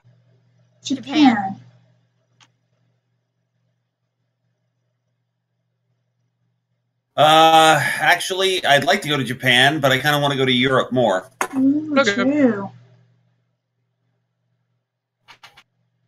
Yeah, I would basically, my goal is just to go to all of the Disney theme parks. Yeah, getting back to all the money thing, yeah, that was basically the other thing that I would do. I'd just travel. I want to see so much shit. It's ridiculous. Yeah. I want to go to Europe. I want to go to Australia. I want to go to Japan. China could be interesting. They got Shanghai Disneyland. They're going to have their own Zootopia world. Mm-hmm. It's going to be amazing. But Avatar! That's like Really? one thing that's new at Disney World. That when I go back to Florida, it's like if I go there, it's like I really don't care. Apparently, it was pretty good. I had no interest in the movie. I have no interest in visiting an area themed on it. I do. I need to still watch Jenny Nicholson's video on it. That'll suffice for me. Yeah. Or you could talk to a person who's been here. Hang on, I gotta go deal with DoorDash stuff. Of course. How's the chat looking? All I really want to do in terms of all I really want to do in terms of traveling is just visit Tifa. That's really all I want. No. What does what's the rest of the chat say? The anywhere in the world question. A new question: if you could bring your favorite fictional character to life, who would you pick? Something just tells me if I were to bring Dr. Killinger from Venture Brothers to life, it would be hell. No, he would make your life awesome. You wouldn't understand why, but he would make your life awesome. Okay, fair point.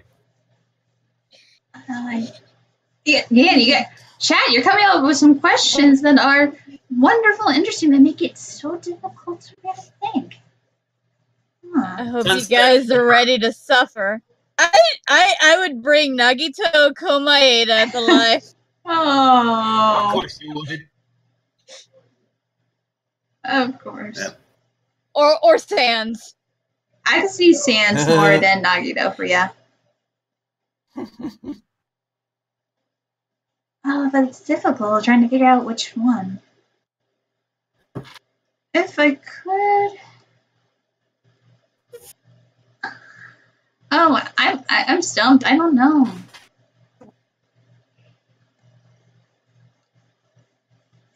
If it was, you know what? If I could, I would probably go with bring a Pokemon, and I would probably have a Vulpix because I had a imaginary Vulpix as my friend, and I would have adventures with it. So I would love to have a Vulpix as to take care of and be my companion.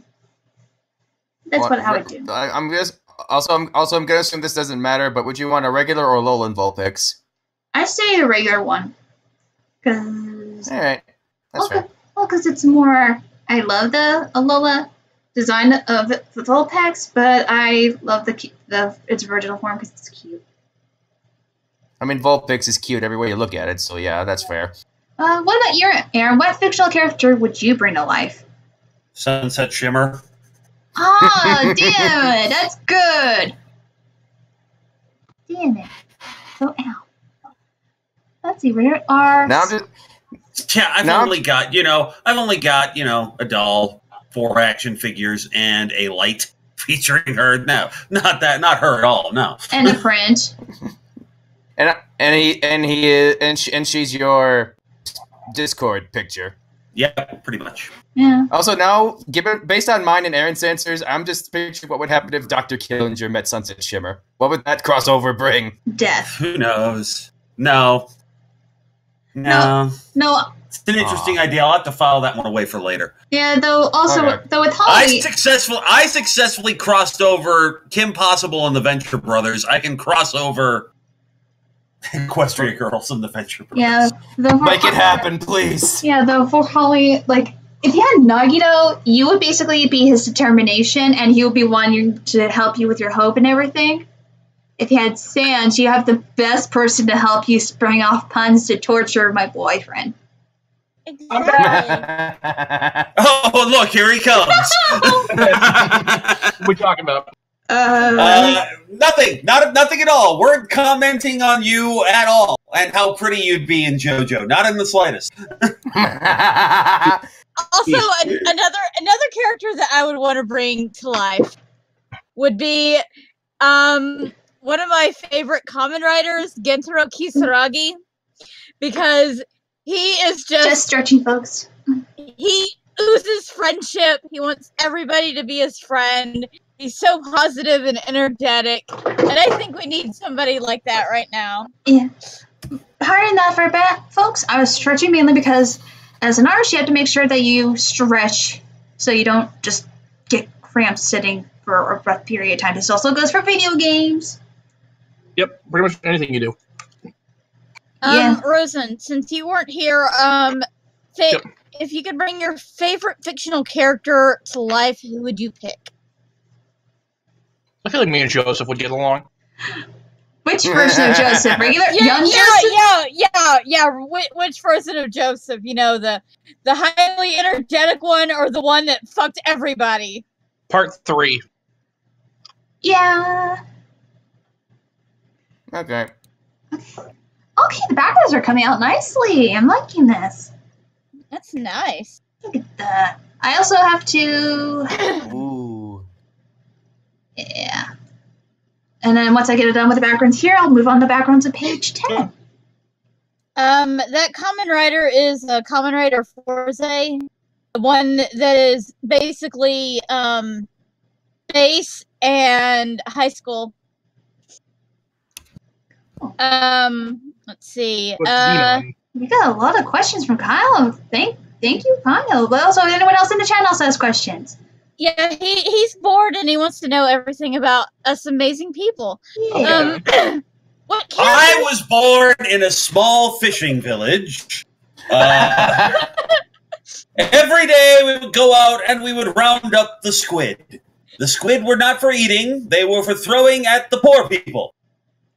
Whether they ate the squid or not didn't matter to us, for we had a yacht filled with squid. I don't get we it. owned the village.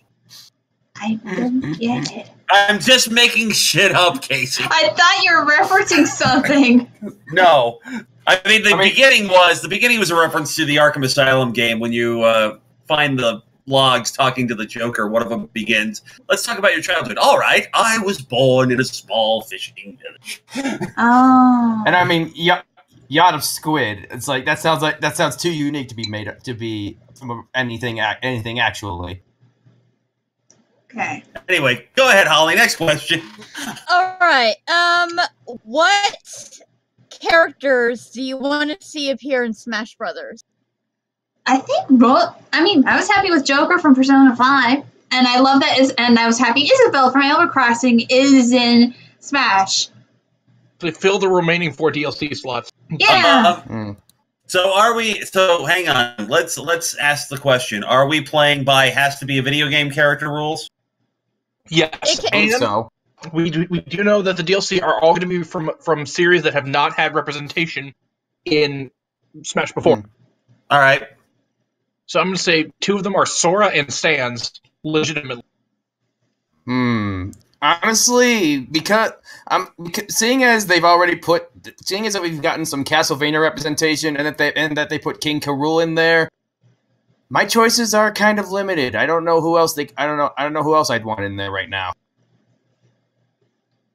I know he's technically in the game because he's a spirit, because I've seen pictures of it, but I would like to see Stanley the Bugman from Donkey Kong 3 as an actual playable fighter.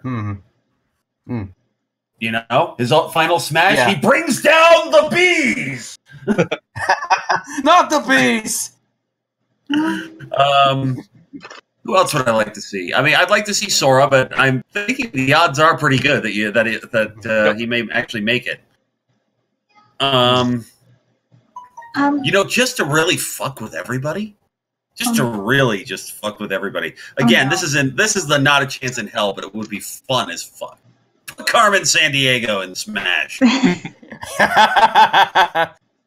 No, I just thought of one that might make Holly happy, but it'd be weird in this game. Nagito from Danganronpa 2. Phoenix Wright. Yeah. Well, Phoenix Wright was in Marvel vs. Capcom, so who knows? Exactly. Yeah, I would pick Sans. I would.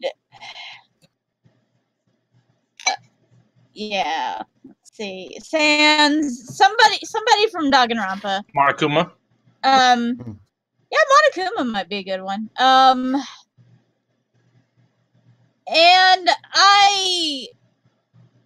no matter which Danganronpa character shows up, the final smash involves flinging everybody else's underwear at them, at your opponents. And my joke one would be the exotic butters from Five Nights at Freddy's. Yes, exotic butters. Hey, Holly, question. You're a South Park fan. Has anybody done fan art of Butters as exotic? I did make a caption. There's this one picture of him. Well, there was one episode where he went to Hawaii, and everyone's like, "Oh, it's exotic Butters." Gotcha. I did put a lot of my little Butters action figures or whatnot in with my exotic Butters plush at one point. Okay, wait. Actually, I think I did come up with one that I'd like to see in Smash, and this is another one where she's technically a spirit in the game, but I'd like to see Shantae as a fighter. Yeah, Shantae would be cool. I haven't played Shantae, but from the footage of the game I've seen, it looks pretty awesome. It's good stuff. Oh, Juliet from Lollipop Chainsaw. Yes! Yes! Get Tara Strong up in here. Okay, I'm quickly. Yeah. I'm changing how I want to do it. I have to get a new PS3 controller. I was trying to play Lollipop Chainsaw the other day, and everything just started flipping out on me. Like, all my buttons are screwed up on my PS3 controller. It sucks. Anyway. Ooh, speaking of Suda51, put Travis Touchdown in Smash. There you go. There you go. All right. Next question. Yeah. Next question. Well, I'll quickly say, besides the ones I like, I think Cuphead would be cool. Cuphead would be cool. Mm-hmm. That's it. Oh, opinion on Maleficent 2014? None. Not bad. Could have been better. Yeah. At the very least, Angelina Jolie is amazing. Yeah. I don't care what you say. She was very good in it. The fairies were annoying and awful. Of course. But the way that they Go ahead. I was gonna say, like you said, the movie had good points. The movie had some bad points. I liked how Angela Jolie was Maleficent. Yeah, I know there's the sequel coming. We'll worry about that when there's a trailer. How they handled the scene with Maleficent's wings being ripped off of her and her reaction of everything, how it was brought to that point and how it was. Yes, it's a direct reference. It's the most emotional, heartbreaking scene, and you really feel for her. Yes, she's a villain, but you kind of see who someone she trusted so much actually betray her and rip the one thing she loved to do, soaring in the sky, and now she's been grounded. She can no longer fly, and that pains her and kills her. Yep. So, but my big thing was, I mean, aside from, the fairies hitting the uncanny valley when they were actually in their fairy form, they were just so friggin' annoying. And it's like, look, they're completely incompetent. It's like, great. Do we really need to do extended sequences of child endangerment?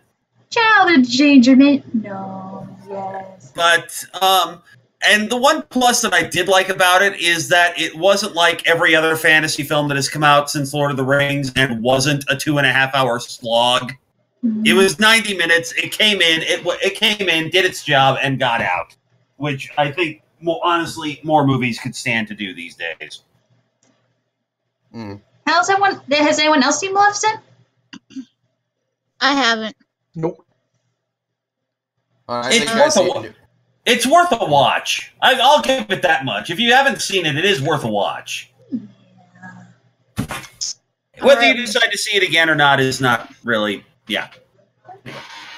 All right. Rosen, you missed a question. What fictional item from media would you want?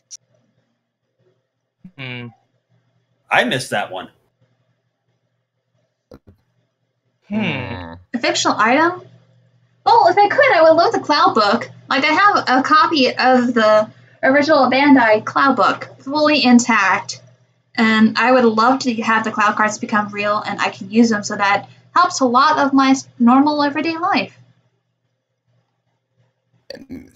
For me, and I think this is just because I've gotten back into it, like, and it wouldn't necessarily be for me. I'd want everyone to have dual discs from Yu-Gi-Oh! Oh, and make the monsters and make the real holographs come to life. Yes. Yeah. Again, I say this as a bit of a Yu-Gi-Oh nerd, so... Okay, the backgrounds are mostly done. There's one thing I have to do. Does your squid girl even have eyeballs? Oh no, yes she does. I know, I'm just being sarcastic. I know she probably does. Oh yeah, she does. It's just more she has her eyes closed here and they're open here. It's just I haven't done the eyes. I always like to say I see. Gotcha. It's the same for Clara and them right here and all that. Although honestly, that wouldn't be a bad stylistic choice for her, just if that's what her eyes really did all the time. Just stylistically, I mean, realistically, she'd have eyeballs, but that's she's not. As long as she's not Asian, and therefore it becomes a stereotype. No, honey, no. Okay. I don't. Okay, I'm making sure. All right, let's see. Well, I think I see one. Have you ever played Donkey Kong 64? Wait. No, we're not done with the other question yet. Oh, sorry, my bad. I don't know. I suppose. Oh, there it is. Is it? Shit! What happened? I forgot we could do that. What? I put the pattern in and it golfed the screen. I forgot I have to do a section with the pattern. Oh, Casey. No, since Clip Studio updated, it now has the option where I can actually put patterns into this. So I don't have to draw, because I used a pattern for Clara for her piece. So I'm using it. And but unfortunately when I place it, I have to also drag it down to the frame it's going to be in. So I have to... An orange lantern ring. Why orange? Ooh, that's a good one. Because my willpower sucks and I'm pretty greedy. Oh, Rosen. There we go. Stepping away from the stereotypical joke for what? I become Jew Golem. God mother damn it. There's probably a better name for it. Julem, there we go. God damn it. I would probably have to go with probably anything from Kamen Rider or Super Sentai. There is my favorite Sentai is Ninja, where there is a character called Kinji, and he transforms using a cheeseburger morpher that is also a cell phone and takes pictures. You need to speak up. I can't hear you. I'm on my hamburger phone. I'm on my lunch. What do you want? No, I'm literally on my lunch. And his weapon is a star guitar that shoots lightning, and is also a gun. And so yeah, I would want his things. There you go. And now, you ever played Donkey Kong 64? And do you remember watching Home Improvement? I played Donkey Kong 64 back in the day, back in elementary school, because I'm old. That's cool.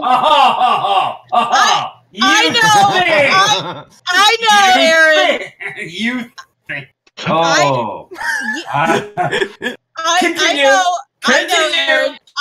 Aaron. I know, you're the oldest one here. I'm the second oldest. It's the first game I ever owned. I remember playing that game. It was a game we played the party game with my brother, and it was always a lot of fun. Home Improvement, nope, I never saw it.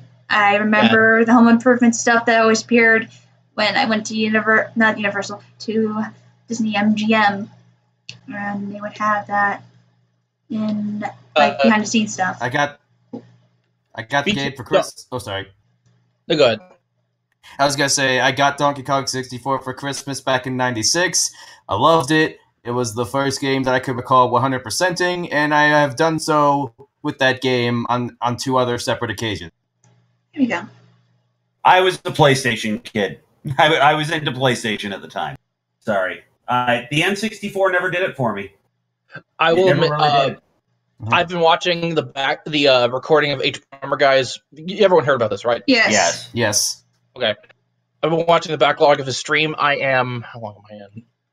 14 hours in. This is one of the best streams of all time.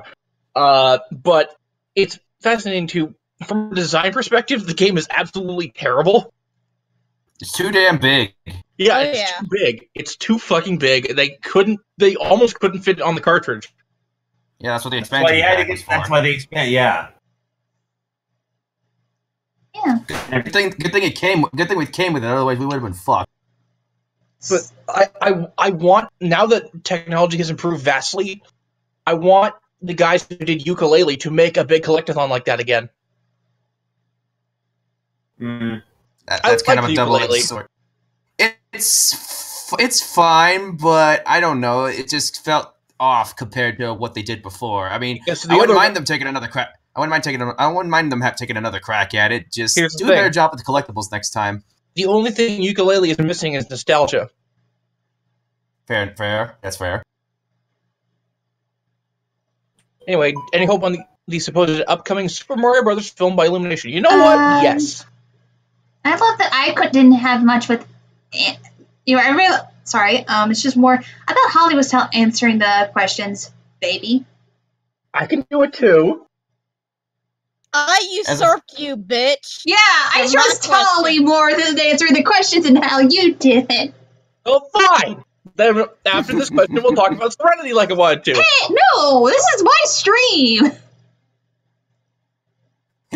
And we talk about Serenity after this question. If somebody in the chat asks about it. Yeah. Can someone in the chat ask about it, please? Rosa, don't cheat the stream. God damn it! I will turn this car around and take you home. No. Aaron, are you the dad that just? I am surrogate internet dad. That's who I am. You get home yesterday. You're the dad that goes to McDonald's with his 3 kids in the back yelling and screaming. Orders the coffee and leaves. Yeah. Yeah. Like, you get no fries, mister. Anyway, what is the question? Again, I misheard Any that. hope on this? Okay, Holly, go ahead. Okay, well, first of all, I remember watching Home Improvement with my dad. We watched all the fucking seasons because that was one of our shows. So my dad was a construction guy, and he liked tools and shit. Yeah. Any hope on supposed upcoming Super Mario film by Illumination? They were doing that? They still are. Apparently. I don't know. It could be good. Well, first off, to answer the Home Improvement question, I watched bits and pieces of it. I barely remember it. And as for the Mario movie, as a Mario fan, I have hopes, but I have next to no stock in Illumination at this point. There we go. Yes, we watched Home Improvement. It was all right. It was funny in its early days, much like many sitcoms, when fresh and new. And back before we knew about Tim Allen. What's weird is, honestly, I would still recommend this, even knowing what we know now about Tim Allen. His second book, I'm Not Really Here, is a fascinating read. Well, I gotta imagine at that time he was just an insane cokehead, so yeah, it's probably fascinating that way. No. This is post cokehead shit. This is early Home Improvement years. Okay. So his first book, Don't Stand Too Close to a Naked Man, was essentially like a lot of stand-up comedians' books, basically just, a transcribing of his act from spoken to text, pretty much. But this one this one was weird because he started talking about things like metaphysics and quantum theory and a whole bunch of it. Yeah. And here's the thing. It's like got this narrative flow to it because it's all about him being alone for a weekend. His wife and kids are out of town for some reason. And he's building a hot rod and he's waiting for this hood ornament to show up. And that's like what the whole book revolves around, is all his thoughts as he goes through while he's waiting for this hood ornament to show up. In fact, the book is subtitled, Or How I Lost a Hood Ornament But Found the Meaning of Life. Listen, let me tell you about this. Let me tell you about this book I read, A Brief History of Time. Mm-hmm. No, it's not even that. No, seriously. Just, if you haven't read it, look it up. I'm Not Really Here by Tim Allen. It's an amazing book. But where was I? Yes, Mario movie. Much like anything these days, I will not say anything until I see a trailer. I refuse to speculate. People want to get dog on Illumination, and yes, they inflicted the minions on us. Yes, most of their other stuff has been crap, but I will defend to my dying day that Sing is a much better movie than people give it credit for. Honestly, my indifference towards them comes down to the fact that that their series adaptations are mediocre at best. I will say the last time I was cautious about a Mario thing, it turned out to be really good, and that was Mario Rabbids. I heard good things about that. It was good. Oh, great! Perfect. Pretty short, but good. Sorry, I'm trying to put images that are the posters into the page. I got you. We're out of questions. Are we out of questions? Are you sure?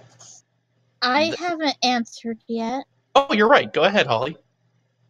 Let's see. At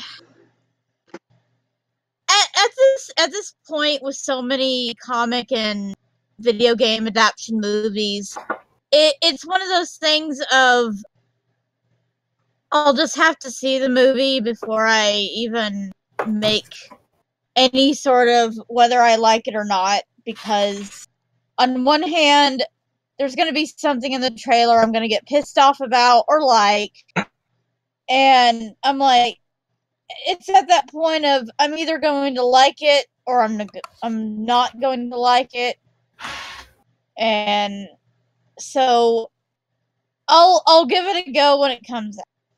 Yeah.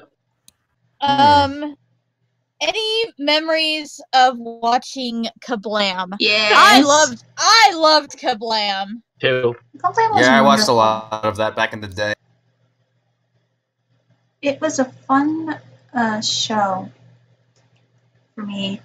Also, trying to get this poster in. Oh, come on, poster. Be nice. Be nice. You're nice? Awesome. Poster's nice. Yay! And also, favorite Nickelodeon live-action show? I like the Amanda Show. Live action. This was pretty good. I mean, it was. I remember Keenan and Kel back in the day giving me a few good laughs. Yes, Keenan and Kel was pretty good too. Yes. Here's where I talk about how old I am. My favorite Nickelodeon live-action show was You Can't Do That on Television. Oh! That was really good too. That was one of the first. Mm-hmm. Oh, that's wonderful. Um, And since I had the same size, perfect. Good old late '80s Canadian humor. Also, I totally didn't just Early have 80s, actually. Yeah. Also, I Late '80s, I meant. Hang on Late a second. '80s, I meant. Hang on. Let's see here. are you afraid I'm of the dark? I'm on Wikipedia right now. Yeah, I would say my favorite is Are You Afraid of the Dark, because it was my first, next to Goosebumps, for introduction. Yeah, that's a show. Yeah, that's a show I never remember watching it. I just kind of wish back then I watched more of. Okay, so You Can't Do That on Television. First aired locally in 1979 before airing internationally in 81, and it lasted until 1990. Damn. Wow. Oh, well then. Also, Holly, what did you say again? Are You Afraid of the Dark? And also Legends of the Hidden Temple. Oh, that was that's another great one. I don't know why I loved Legends of the Hidden Temple. It was awesome. It was Olmec, wasn't it? Well, I mean, yeah, it was awesome. It was just, I don't know, like, for some reason, like when I would watch it, my mom would not want me to watch it for some reason. I don't know why. So there might be like guards are Satanists. Yeah. So, Rosa, what were you trying to say? I said, Jake, you and I lose because their shows don't involve Dan Schneider like ours do. Let me... I think I got almost... Oh, wait, I just have this one. I just had this, and then I have to do this, and I can do other stuff later, but I'm mostly done with the coloring on the backgrounds for page 9. So I'm feeling... Cool. Yeah, I'm feeling very happy at the moment. So excited. Alright, since we don't have any other questions, go ahead and tell your sorority thing, but it's just making it annoying. What? Me? We talked about it last night. Well, Aaron wasn't here last night. What? I'm sorry, I was looking at something. What's going on? You weren't here last night when we discussed this. So the movie Serenity, it's a Matthew McConaughey movie about... Oh, is this about the twist? Yeah, I read about that. I don't care. Okay. I don't care. That was short. Yeah! Yay! God damn it. Our minds were broken when we found out about this. Well, I read it and I'm like, oh, okay, they're making a commentary. Ooh. Yeah, mine was just, I want to see the movie, if only so I could discuss with Dan Olson about it. I'm just pissed. I'm just, honestly, it's one of those things, and this is related, I'm just pissed that Glass has apparently turned out to be a pile of crap, because I was actually genuinely looking forward to that. Yeah. Yeah. Man. Like, the only reason I want to see Serenity is because there's nothing else out. Because, who wants to say it? January. Fuck you! It's January! Okay, I was just gonna say, it's January. What were you expecting? It's like January is a dry season in all sorts of media. I hate January. Yeah, for most things too. Like, Kingdom Hearts 3 is the only exception. Oh, and I think there were a couple of decent albums of music that came out in January, but that's about it. We got the new Carmen Sandiego series this month. Yes. That too. We got the we got the too. Change Your Mind special with Steven Universe. And then trying to think what else. Like, for me, the most interesting thing that happened was the Donkey Kong stream. Just because I love me a good social experiment. Oh, come on. Oh, no. Shit. January gave us the line, the best line of the Diamond is Unbreakable dub so far, the Josuyasu duo. Josuyasu duo. Okay, that's as close as I'm gonna get to it. And Josuke calling Vic Mignogna's character in that a punk bitch. Fitting. Okay. Oh, awesome. Cool. Alright. Sorry. No, not that. Come on out! Come on out, you margarita asshole! I got a story for you. No, not that. I was looking at, after you brought up what there's nothing out for at the movies and whatnot, I went to Cinemark's app and I discovered that yes, my local Cinemark theater is in fact showing Stan and Ollie. Yeah, I heard that's supposed to be very good. What? Stan and Ollie. Oh yeah. Oh, no, I just wasn't sure if it was going to get. I wasn't sure if it was going to come here because we never get cool shit like that. Well, maybe this weekend I'll be taking a trip to the theater. Here's what's playing for me right now. Slowly bring his picture over. Slowly. Oh, yay. At the local AMC.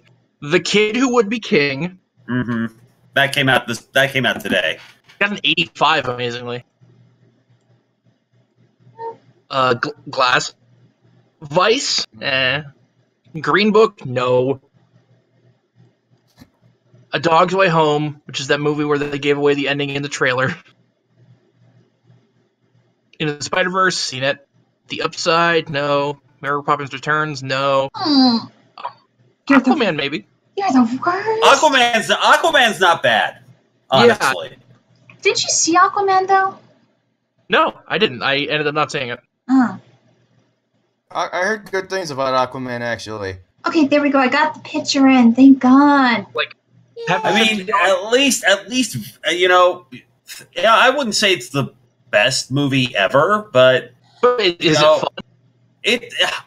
I'm not exactly the best person to ask that because I was in a really crappy mood when I went to see it. It wasn't that I was mostly one of those things where it was like, I was losing my mind. I was like, I gotta get away from people for a while. And so I just decided to go see Aquaman. You know, I was entertained by it, but I wasn't fully immersed in it. But I acknowledge that might be because of my mood. Mm-hmm. Visually, it's a very stunning movie. There's always some interesting shit to look at on screen. So, and there's more of a color palette than just blue and orange. Ooh, I don't know what to do. You'll figure it out. I could see Aquaman, or if tomorrow's showings would load, I could see Brawly. And I'm just kind of what's playing in my feed doesn't right that now. mean? Didn't you just say that you don't want to financially support Vic Mignogna? That's true. Oh, I've heard it's so good though. Then do the illegal bootleg thing you were just talking about not half an hour. Yeah, it's true. Yeah. All right, there you go. Besides the characters I can do later, the background on page 9 is completely done. Huzzah! Hooray. And now I'm gonna I have page 10 already loaded, so I can show a little sneak there. But I want to skip to a page I like, which is this one. Aww. And we have a question. Yeah, all right, go right ahead. I'm already going to give my answer, which is the best one. Favorite Nicktoon, Invader Zim. Knew that was where you were going. Nicktoon. I love me my Jonah Vasquez. It's up there. It's up there, but I gotta think it over for a little bit. Okay. Zim is good. I never really got into Nicktoons, honestly. I never found them all that entertaining. Most of them I just found annoying and disgusting. Rocco's Modern Life is my pick. Okay, wait, now I remember. Hey Arnold is a favorite of mine. Hey Arnold's good. I like Angry Beavers. That was good too.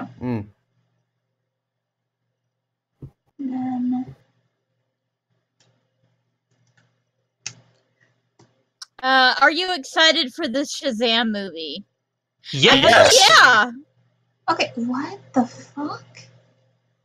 Yeah, I am very enthused about Shazam. I've always enjoyed Shazam. I've never really been like a huge follower of like in the comics and whatnot, but anytime I've seen Captain Marvel show up, and I will call him Captain Marvel until my dying day, thank you very much.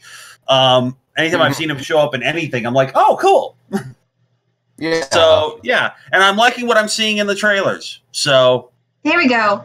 I had to fix a little issue where a frame went on top of another frame, and I was wondering what the fuck happened. And turns out if you have something on top of a back frame, you have to have that more present and then have it.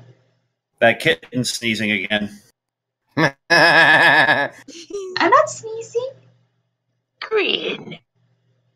Casey, what do I always say about you when you swear? Listening to you say fuck is like listening to a kitten sneeze. It's adorable. True. I'd like to share the following statement. I hear it's easy to convince ladies not to eat Tide Pods, but it's harder to deter gents. Oh. Ow. Ouch! I love hearing you in pain, Rosen. It's great.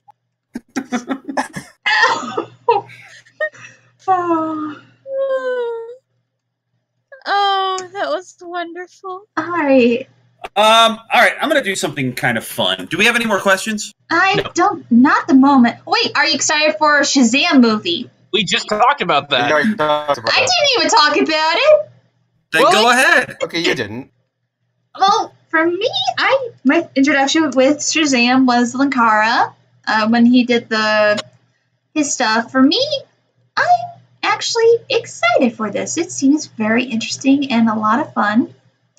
And I know people are like, "Oh, this is for kids." But I'm like, this is a grown man acting like kid because he is a kid that can turn into a superhero. Learn your history, God damn it. Yeah, so I'm excited for this, and I cannot wait for this film. And also, Zachary Levi looks like he has a lot of fun with it. So, yeah. All right. So here's what I'm gonna propose. This fun little game until we get more things. Mm-hmm. One of my favorite web pages on the internet is called SeventhSanctum.com. They have 8,000 generators for just about anything you could possibly want. Oh, I know this. My favorite one, which I've been playing with on Twitter and whatnot, is the cartoon generator, which is designed to generate titles for hypothetical 80s and 90s cartoon series. Okay. I'm going to generate some of these, give you a title, and then you're only going to have, and in 5 sentences or less, give me your pitch for this show. I'm going to give you the title, and we'll go from there. All right? It might be slow for me because I'm arting. That's like our first Channel A. Yeah. All right. So I have generated 20 titles. We'll go through each one and just kind of go around. Oh, wait, 19. One of them duplicated. Oh, well. Duplicated. All right, Casey, join in if you've got something. You don't need to do it whenever, all right? Yeah. So, starting off, Astro Droids. Jake, what do you got? Dang it, I'm not good at pitching. All right, we'll go to Rosen then. Rosen? Just take an anime and dub it over. Like Voltron. Pathetic. Moving on. Holly. Astro Droids. If we already didn't know about Astro Boy, and they brought it over here to try to dub it with 4Kid. Okay. All right, Jake, you got anything? Mega Man in space. There you go. Much better. All right, let's see here. All right. Eagle Challengers. It's an adaptation. It's a kid's adaptation of Ator, the Fighting Eagle. That's a thing. Jake? Sam the Eagle at the Olympics. Ooh. Ollie?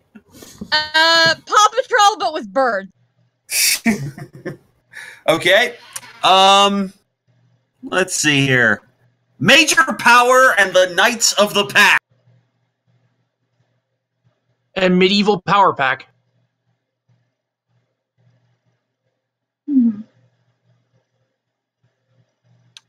That's already the basis of Mystic Knights of Tir na Nog. Oh. All right. Wait a minute. How the hell did this happen? We got an actual 80s cartoon on this list. Huh? We got Silverhawks on this list. Oh. But related to that, let's try this one. This one should be fun. Sky Toads. Bucky O'Hare. When Moses brought down the plague of frogs, he wasn't kidding. What do you got, Holly? Sky Toads. I can fly! Green. God damn it. No, Jake, that was Toad, not Shigechi. I'm sorry. I got one. Okay. Half cyborg, half toad. That they have the ability to fly, fight crime, against the evil fox. Evil fox. Question mark. Okay, let's see here. Let's keep the trend going. Police frogs. No. Dog police! Where are they coming from? Dog police! No. Frog police. Nobody knows who you are. Frog police. I'm so right. sorry, audience. I walked into that one. Let's try this again. All right. Let's see. Okay. Miss Thunder and the Blast Panthers. Oh my! That is too awesome for words. That's actually an 80s. I'm gonna say it's an 80s roller derby anime. Nice. I like it. Oh my god, I like that. Shit. Like it sounds like Whip It. No, I got it. It's an all-female softball league that is also a secret superhero fighting team helping to defend their town against a lot of evil villains. And their evil villains are the other softball players that they face. That's not bad. Yeah, that's pretty good. All right. Holly? Holly? She's thinking. Okay. Yeah, what was the name again? Miss Thunder and the... hang on a Miss second. Thunder and the Blast Panthers. Yeah, that's it. Thunder and the Blast Panthers. This season on RuPaul's Drag Race. No. That sounds like a porn title. It does. Okay. Next one. We'll do one more and then I'll get some others in here. But this one I really like just because of how silly it sounds. Speed Future and the Ultra Ghosts. Speed Future and the Ultra Ghost. That sounds like a fake cartoon of the Venture Brothers. That would be the annual Kamen Rider crossover movie that happened in 2014 and 15 of Kamen Rider Drive, which was car oriented, and Kamen Rider Ghost, which was ghost oriented. Okay. It's a poorly dubbed version of it. Is that what you're saying? Yeah, That's been edited all to hell and poorly dubbed. Poorly dubbed in the 90s by 4Kids. That sounds like the hybrid of They Live and Big Trouble in Little China we've always wanted. What do you got, Rosen? I got a fortune cookie fortune that says I will attract artistic and cultured people to my home. Put the other thing behind it. I don't know. Do it. In bed. Oh, in bed.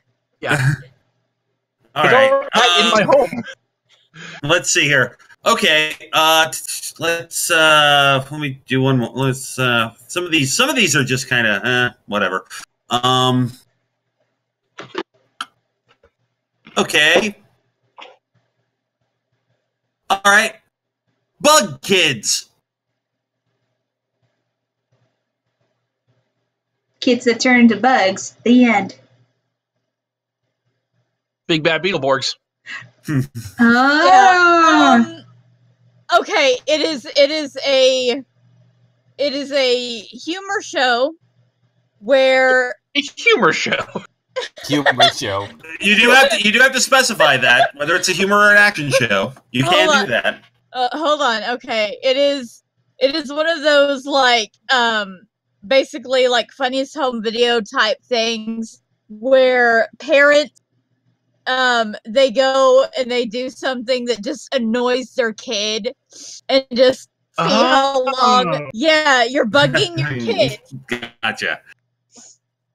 We're technically looking more for cartoons, 80s cartoon type stuff, but I'll allow it. All right, Twitter chat. I posted that we're still going, so if you want to tell people we're making plots to cartoons with fake titles, just go right ahead and spread the word. All right. Okay. Nancy Danger and the Blast Rovers. A crime-solving teen with her that is able to solve crimes with the help of. It's also super sleuth. That sounds like a spin-off of Lady Thunder and the Black Panthers, actually. The Road Rovers get a human sidekick. Oh my god! And that sidekick is Nancy Drew. Yeah. Well, Nancy Danger. Nancy Danger, but yeah. Let's see here. Man, the arms are so. I drew long arms. What the fuck passed me? Oh, is it clear his arm long here? It feels long. Let's see here. It feels long. Okay. Long.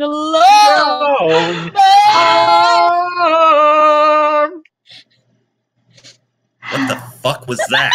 Have you not seen Long Man? Oh, I couldn't make it out because all three of you were different rates, so I couldn't tell what the hell it was. Long arm. Gotcha. All right. Oh, here's a good one. Here's a good one that sounds like it could be fun. Maximum Dragons. Ooh. Seto Kaiba's favorite show. That is the super revamped remake of Double Dragon. Anything, Jake? Or Casey? Ninja Turtles, but with dragons. No. Mecha Dragons that can turn into. And when it's Mega Dragons that when they combine together become a Super Mega Dragon. Super Dragon! Dragon Rangers. Yeah. Okay, let's see here. All right, hang on. I'm trying to find. There's some that are good, and I'm getting a bunch that just aren't that great. It's fine. In the meantime, I'm coloring characters. All right. No. Give me something I can work with. No. Oh, well, here's one that's really easy. The cheap ripoff of Road Rovers, Toad Rovers. Where's it with this thing and frogs? I don't know, but there's I'm getting like a bunch of animal ones that don't make any sense. Battletoads, Aaron. Yeah, I know. I know. It won't leave you alone. Okay. Gyro insects. Really certain that's just dragonflies. No. They're insects that actually have the power to turn into monsters to help save the world. No, it's the battle between a health inspector and a Euro stand. It's that. That's what I mean. It's freaking Beyblades, but with bugs. All right. Wait, Casey, how are yours and mine the same? I said something completely different. I just borrowed parts of yours and made them mine. You know, like you do with this stream, Rosen. God. All right, come on. Give me something I can work with here. This generator used to come with such cool stuff, and now I'm getting stuff that's not as good. Maybe because you're on my stream? No. I said this to Dave, and he was like, you are just now seeing that, huh? The fun bun thing. Oh. I think I retweeted that from Aaron. I'll be right back. Okay. Right. Oh. Fun. God damn. The thing is, though, when I was in Knott's Berry Farm, Rose was like, hey, do you want to get a fun bun? I'm like, they don't have them in January, baby. I got a boysenberry taffy. Oh, come on. Give me something I can work with here. Something that might actually be fun. What's your skin color look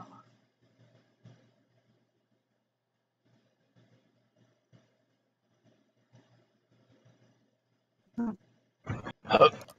The brightness levels are... Sorry, I'm just looking back to 413 the page, and I feel like the skin color's off, but maybe because I don't have all of her colors in. You know what movie gave us great titles for kids shows? Inframan. I don't even know Never what saw that is. it. Well, never saw it. There's it's from what I need to see it too. I've heard it's really funny, like fun to watch. The two that come to mind are the villain's name is Princess Dragon Mom. Oh my god. Okay. And the secret weapon of Inframan is the Thunderball Fist. Nice. You know what? I have a story to tell you about what happened today at the grocery store. All right. Okay. You know what? I'm not getting anything good, so I think that'll be it for tonight on that one. And that was Aaron with cartoon fake names.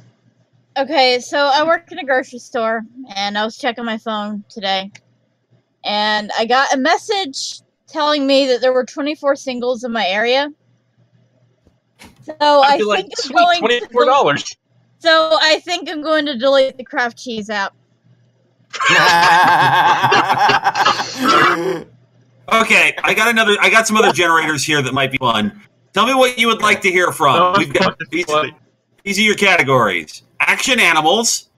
Time for those hard-hitting yet insanely cute animals and animal likes we know from comics and cartoons. Anime fanboy fantasies. What's the next fan servicey character to jiggle into a game or anime? Oh no.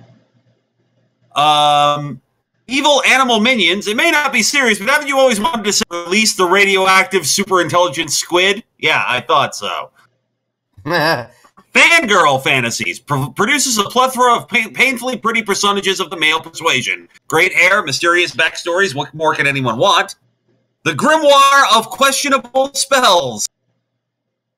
Encounter spells the most sane mages wouldn't use or consider. The question, of course, is how many sane mages. Humorous fantasy classes, when you're tired of dignity and sensibility. Humorous monsters, dark forces, silly names. Realistic alignments, makes alignments to be more likely to see in real life. Mostly humorous, but maybe inspiring. Questionable anime attacks, that's self-explanatory. Wacky classes, weird and wacky fantasy classes. And wacky gadgets, the march of technology gets interrupted by incoherent stumbling. I like the spells, but the gadget, it sounds fun too. Anybody else got a choice? I'm fine with whatever. And the other two? I'm fine with whatever. Questionable spells. Yes. All right, let's do questionable spells. Okay, so the first thing here, how many can we generate at a time? 15 is the max. I've got 15 here. Now, it doesn't describe what they do. It's just the name. So, here we go. The Astonishing Assault of Salivation. River of Saliva. Yep. Yeah. The Kabbalistic Vortex of Hair. Bayonetta. Go from Jujutsu Part 4 or Bayonetta. Yeah. Eliminate Butter Dragon. That's a flamethrower. It's or a giant hourglass. It's a spell that can only melt a dragon that's actually made out of butter. Extraplanar Jet of Warts. Flying wart. Removes warts instantly. Warts. The Globe of Drunkenness. Drunk Planet. That's self-explanatory. Here's one. Yeah. Here's one for Holly. Heal silliness in fangirls. Nah, it backfires every time. It just makes more insane. I like this one. Yeah. I like this one. Infernal Aura of Athlete's Foot. Ooh. So much itchy foot. You got some moist feet. Here's one for the Mary Poppins fans. Invoke chimney sweeps. I would love that. Danny would hate that one. Oh, God, stupid pink bucket. Yeah, Aaron Blah would definitely hate that one. Luminous peanut butter puddle. It makes anything... It makes a water puddle into a peanut butter puddle and sticks your enemies. Meat aura. And everything smells like pork. Oh, no, it's like that thing in Vader Zim where it makes them smell like meat and then turns them into meat. Carl, why is there a vaporous cloud of meat in our driveway? Big meat energy. If anyone remembers that. The necromantic wall of stupidity. It's a wall of dumb corpses. It's a zombie dating sim, clearly. Occult spell of the batter elemental. A blob monster made out of cake batter. Overwhelming right of halitosis. Massive supreme bad breath. Yep. Pus spray. Buzz. Self-explanatory. Yeah.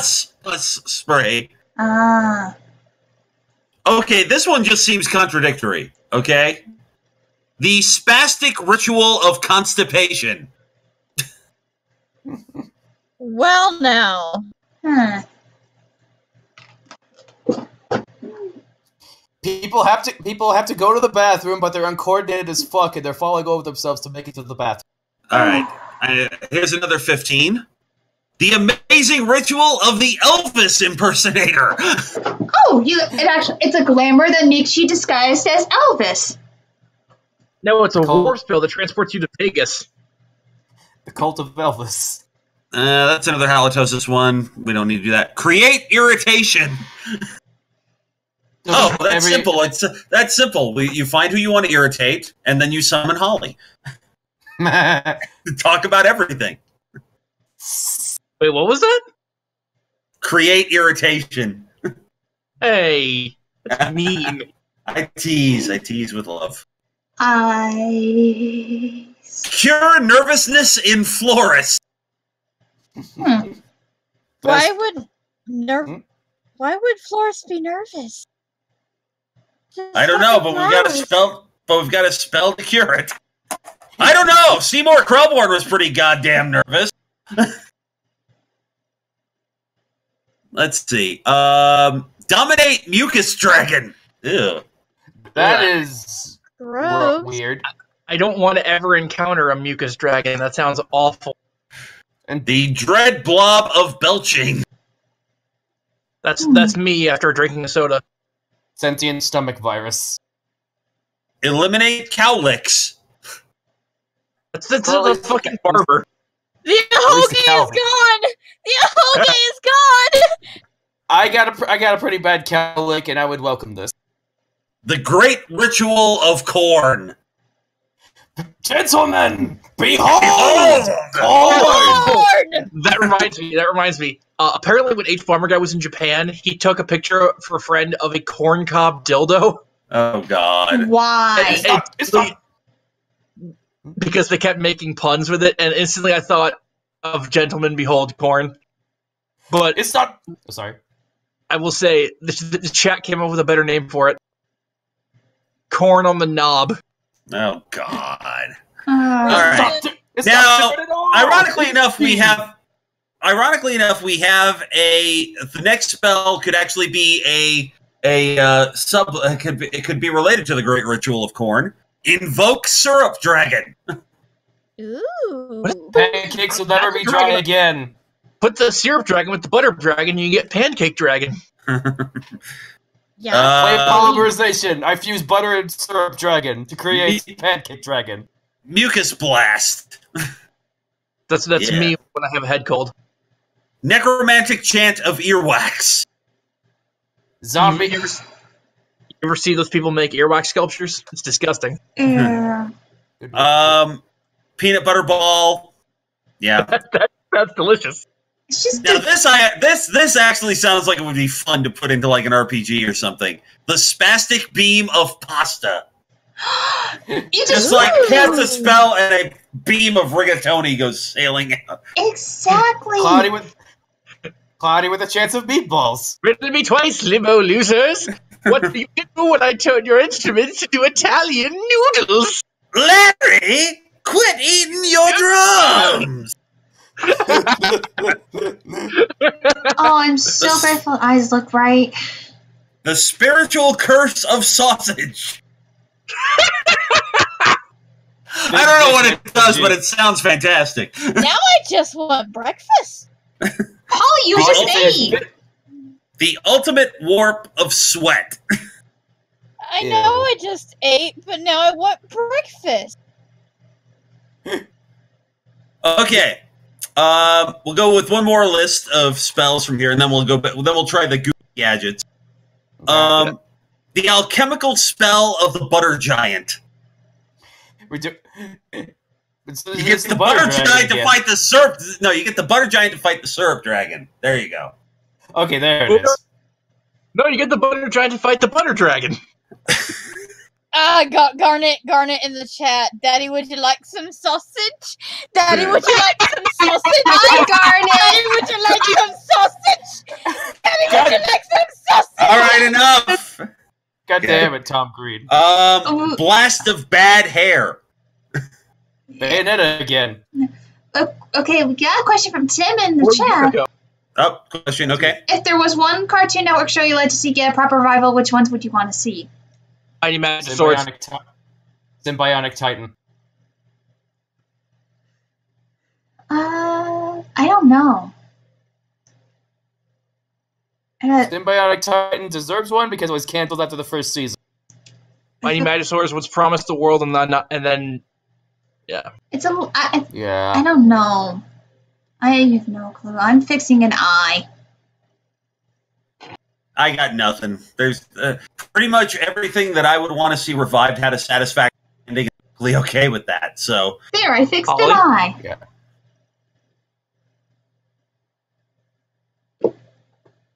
I don't. Ollie? Give her a second. I'm thinking. I have to see if this one was a Cartoon Network show. If it was me, the chat says Robot Jones, Kids Next Door, Time Squad, all good choices. If it was me, I would like a revival of Time Squad. Actually, I'd rather the Time Squad money go into a revival of Clone High. Yeah, but that was on MTV. Wasn't that MTV? Yeah, that was MTV, wasn't it? I know it was. I never saw Clone High. Never. It's really good. It's really That's good. what I've heard, but I can't find it anywhere. I'm sure it's on YouTube. Hold on a minute. I'll be able to help you out here. Well, don't look for it now. I don't have the time. I'm busy. Well, something for future reference. All right. I do have to share this one because this is a fantastic spell name here. The extraplanar spell of the milk entity. Wow. I'm not even going to touch that one. That was a thing? That was a thing. I can't even touch that one. I'm lactose intolerant. There you go. Okay. I want and hopefully because of the movie that came out, a proper season 6 of Teen Titans. That too, yes. What I was going to say, but it's not Cartoon Network, it's Nickelodeon. I would like them to revive My Life as a Teenage Robot. Yeah. It was My Life as a Teenage Robot was a good premise, but it was executed in the wrong time period. Sometimes cartoons are so well done, but don't only get one season, it's because they were executed during the wrong time frame, and when they get more popular later, it's because they were right for that time, that the later generation, not its current generation. That's always the downfall of cartoons. They're just way ahead of what they were supposed to be. Okay. One more list. I went into the humorous monster generator, and these are amazing. Okay, I think we found the best one so far. The Angel of the Brewery. The Goddess. Yeah. The Barbecued Angel. Oh! An angel that makes beer and an angel that makes the best barbecue. Yep. The Blade Wombat of the Dreamlands. I'm just picturing a little wombat with a little sword. They're like, oh, it's a cute. Oh, look at that little sword. Oh, dear God! The Cosmic Chihuahua. The Cosmic. Yo quiero Taco Bell. No, that's what Gundam got the Hellhound earring from. No, Rosen, that was a Pomeranian. Okay. The Depressed Ectoplasm Pigeon. A pigeon made of ectoplasm. Okay, no, the Depressed Ectoplasm Pigeon is a pigeon that got the marshmallow goo from Ghostbusters on him and just went crazy. Yes! Okay, this All right. Here we go. Okay, go ahead. I have one for the ghost pigeon one, and this is kind of dark, but I'm just picturing a good feather that committed suicide. Oh, God. Get out, Jake. No. Way to bring down the mood, Jake. Well done. All right, no. Okay, here is the best one. This is the longest name on the list, and it is amazing. The Depressed Thunder Chihuahua of the Wasteland. That Chihuahua had too much coffee. No, it's like the only dog in Mad Max. And it has all this stuff, and then underneath the mask, it's just sad Chihuahua. It's like, I didn't want this life. Help me! That is the one boss in that one cat game that Chaos D1 played. All right. Oh, okay, the eye looks great.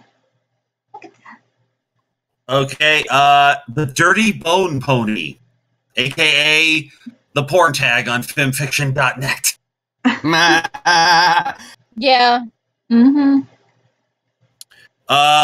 The Ectoplasmic Nougat Devil. Ghost Peanuts. The Ectoplasmic Peacock of Hell. It's sounds like a Danny Phantom monster. No, it's a peacock that's also a ghost with red eyes, and when it has its tail that springs its tail up, instead of its wonderful colors, it's just actual demon eyes on it, staring at you, and also it's on fire. It's the boogeyman's pet peacock. All right, here we go. After this list, I have a game. All right, that's cool. The Elemental of the Outhouse. Oh. Mr. Mockingham! We made a golem out of shit! It was devastating! Dogma did it first. The Fire Quail. Now that sounds actually kind of cool. It's a quail that's on fire. The Hamster of the Apocalypse. Oh, my foul talk divas of destruction!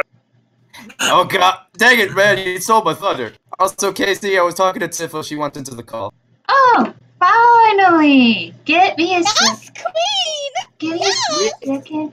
Hey, Holly, she's my queen, thank you. Oh, Jesus. Honey, no, Alright. honey, more like that. Quiet you. Get Okay, a room! Get a room, you two. Get a room. The Iridescent Parrot. Oh, all right, first. Those are parrots in general. All right, first, hello, Tifa. Welcome to the stream. Muy bonita tarde, las estoy acompañando el día de hoy a la stream de Casey dibujando sus dibujitos para su cómic. What the? I thought I pressed 1%. I pressed 1%. God damn it. Por favor, manténganse alejado de las puertas. Wait a minute, what? I'm gonna make a big answer here. I am not even going to try. I am but a simple boy. Yeah. No me gusta trabajar. Yep. A ti no te gusta trabajar. Anyway. All right, so we are going through a list of from the website Seventh Sanctum, the humorous monster generator. Yep. Just to catch Tifa up on what we've covered so far: the Angel of the Brewery, the Barbecued Angel, the Blade Wombat of the Dreamlands, the Cosmic Chihuahua, the Depressed Ectoplasm Pigeon, the Depressed Thunder Chihuahua of the Wasteland, the Dirty Bone Pony, the Ectoplasmic Nougat Devil, the Ectoplasmic Peacock of Hell, the Elemental of the Outhouse, the Fire Quail, the Hamster of the Apocalypse, and the Iridescent Parrot. We're about halfway through the list. Here we go. Okay, very quickly, Tim Winfield asks, speaking of which, does anyone here remember Mike, Lou, and Og? Nope. I do. I do. I don't love it. I never watched it. I recall the show like crossing paths when I was watching Cartoon Network, and I'm like, yeah, I just want to watch Rim and Mandy. Thank you very much. In retrospect, that show was mildly racist towards Pacific Islanders. Yeah. Okay, so here we go. The Mind Chihuahua. So many chihuahuas. Chihuahua. Have you not seen a Chihuahua? They look like they're staring to the abyss.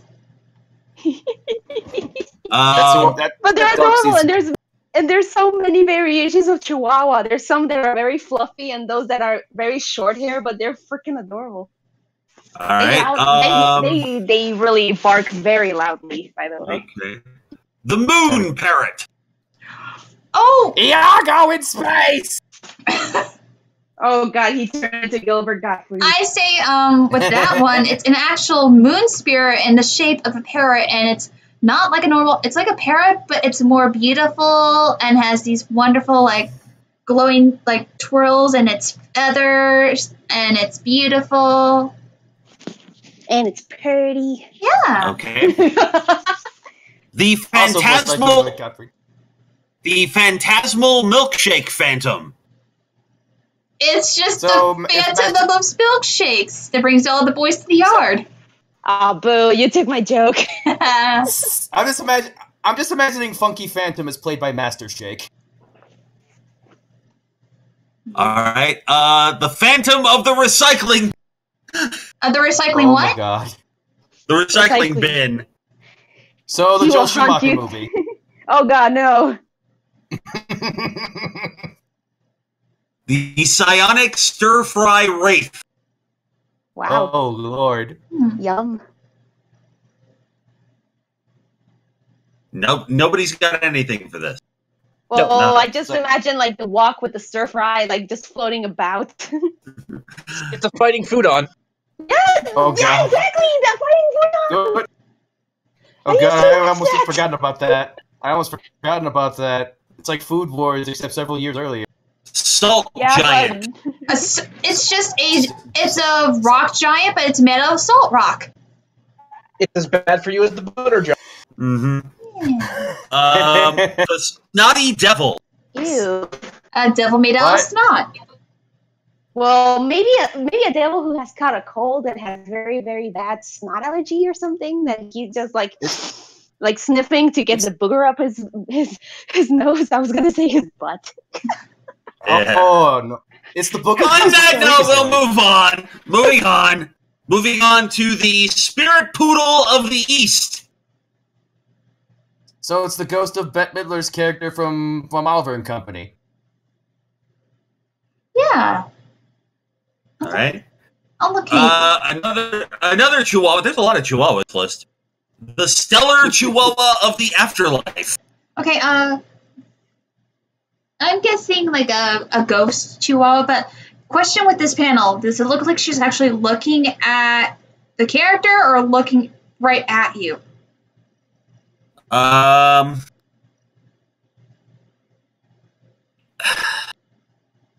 It looks more like she's looking right at the reader. And the way her hand is kind of confusing as well, but I have no comment for this pose. She's pointing. She's supposed to be pointing at Vicky, so that's why she's. I'm going to change the eyes because it does not look right. Thank you for that.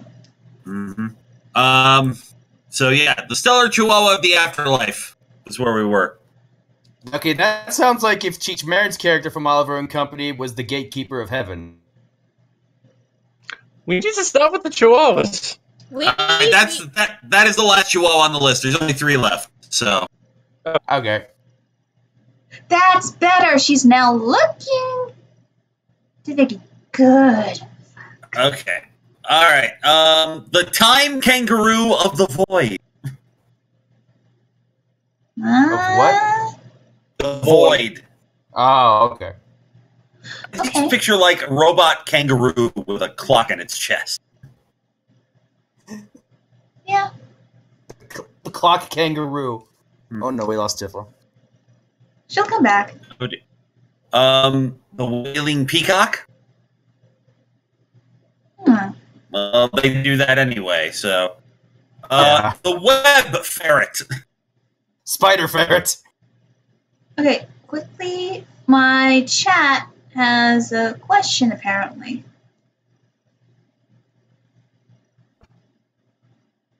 Okay, that was the end of the list. Okay. Question is from forgive me, I pronounced your name wrong. Molina. Favorite underrated cartoon? I need Magiswords again. That's something that's not my Magiswords. Fine. Ed, Ed, and Eddie.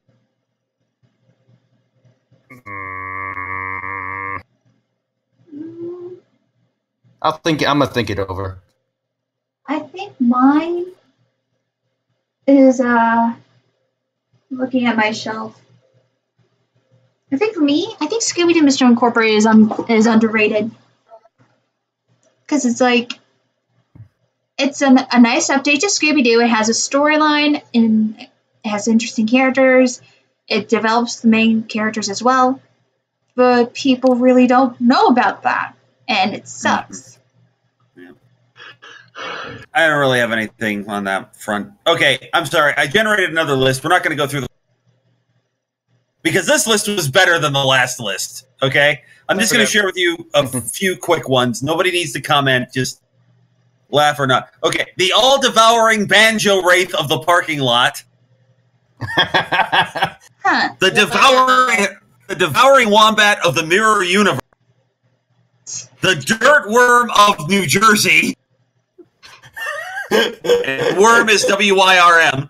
Yeah. The dragon of the mall. The dread flowchart devil. Flowchart. Flesh bunny of the kingdom. So Angel Bunny. The irritating chaos platypus of the mirror universe. Hell yeah! Yeah! Animal right there. Platypus. Go ahead. I was going to say, yay, platypuses. Yep. The nomad beer zombie of the kitchen sink. That's an R.L. Stein book just waiting to happen. And finally, the retro chaos poodle of the sun. Yeah. Oh, look, it's Holly's spirit animal. Yay! We gotta stop saying spirit animal. Yeah, we do. I'm sorry. That's just, yeah. I get it, yeah.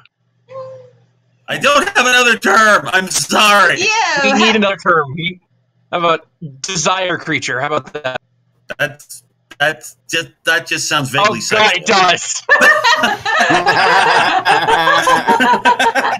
You tried. If I offended anyone by the use of the term spirit animal, I sincerely apologize. Let's move on.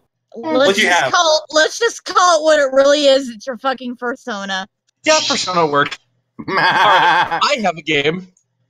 Since most of the people here are JoJo fans and Aaron's on JoJo Bridge, I have a list of songs here.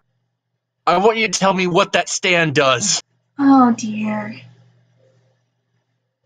It's a list of randomly generated songs, starting with "Thank You Next." It's just a giant guy with a massive hand. He just backhands the opponent clear over the horizon. I like that.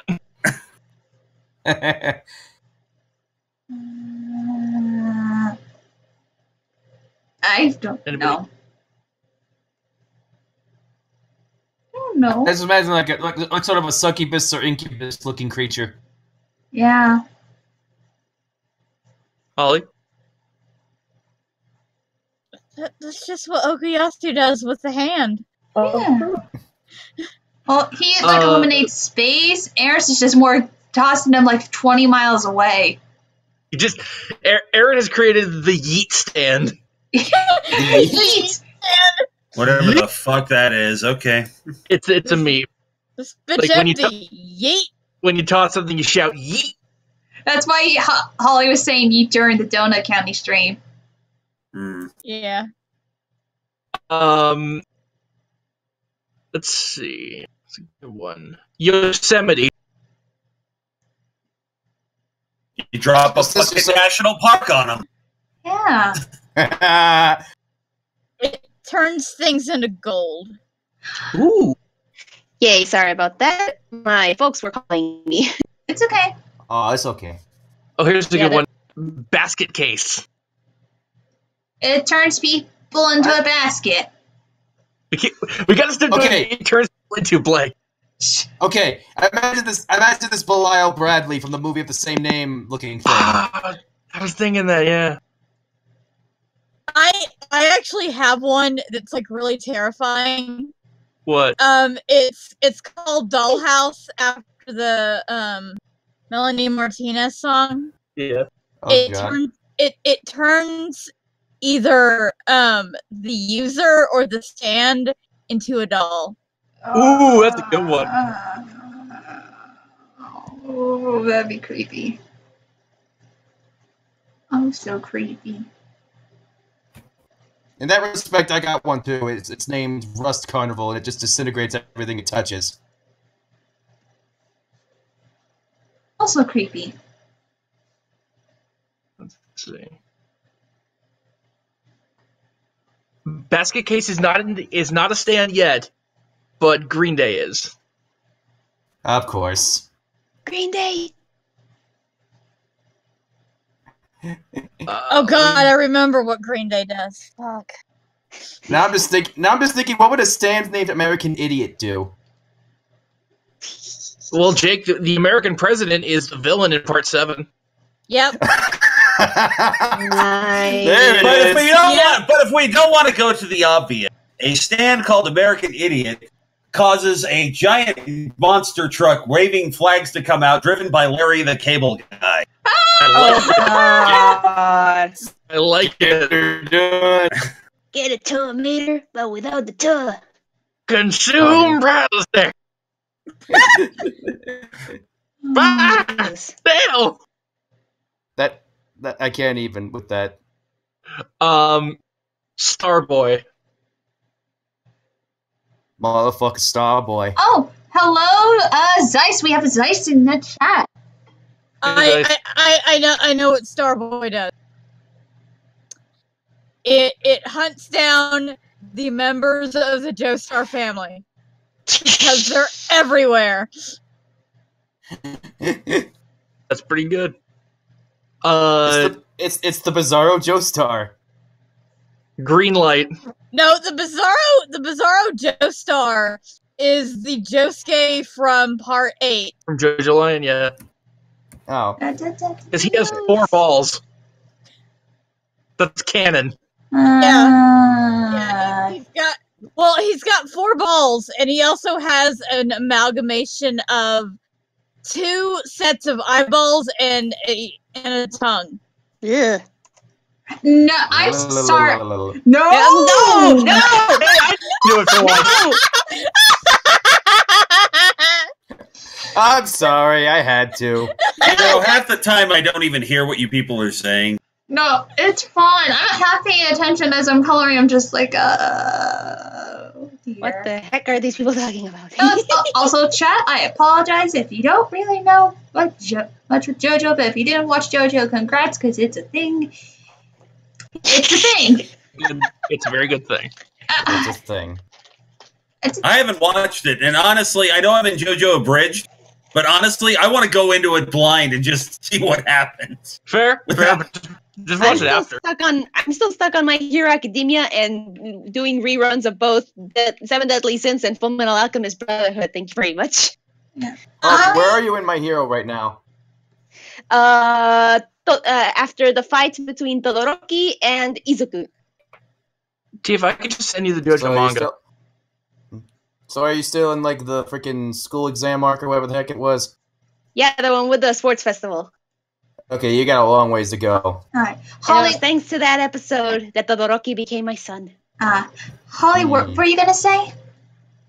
I was gonna go into JoJo Blind for the abridged, and then Diamond is Unbreakable happened, and now Okuyasu is Best Boy.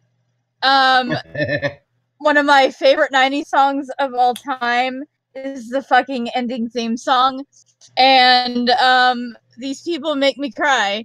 And I found out that this JoJo is probably the most terrifying. Oh look! Like I said, I don't watch it. I'm not planning on watching it or reading any of it because reading through the script that Rosen gave me, I just came up with this idea. I'll be playing Dio if nobody's sure, and I just had this idea of just playing him as like utterly bored with like everything. Oh my god! In Part 3. It's just like, but basically, it's like we do the thing with the dog kick. It's like, is that a dog? I'm gonna kick that dog. I'm just gonna go over here and kick this dog. Oh, I'm totally kicking that dog. Aaron, when we have the last person we need, we're gonna do a read through. Yeah. All right. And then we'll start. But I suggested this to Rosen, and whether the writers take it or not, I just thought it should get to a point where it's like everybody's expecting the line, and it's just like, what? It's this thing. No, I'm not going to say it. You had something written down for this, I think. Yeah, I don't remember where I put it, but it's like, no, I don't have it. No, I'm not saying it. I'm not saying it. The internet ruined it. Just like it ruins everything. I'm not saying it. Okay, I want to quickly say, Sonic Man 613 Wolf said, Yo, I just want to say you're a very funny person, and I'm glad to have found you from Musical Hell. Oh, thank you. That's so sweet. Yay. Hurrah. Yeah, and speaking of which, I'm like, I think last I looked, I'm like a couple subscribers away from 800. Nice. Yay. I honestly didn't think I would make it this far with 800, so I'm happy. And 800 personas. Yeah.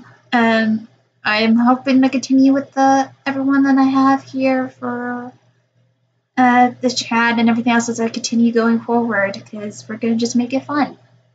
And do I want to make it fun and fancy free? Okay. For a second, I thought I accidentally colored when I was moving the page, but by the way, save. Save, please. Control S or Command S, whatever. Wait, could you see that I didn't save?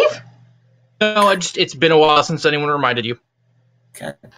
Yeah, cautionary. I'm automatic. Don't worry. I also discovered that I can remove things with the Z key, so that's been so helpful. And nice. And yet, yet the Z key's been there for years. Yeah, green light. It makes everything go faster. Freezing. No, that one was fine. Boy, I didn't do anything. I didn't do anything. Calm down.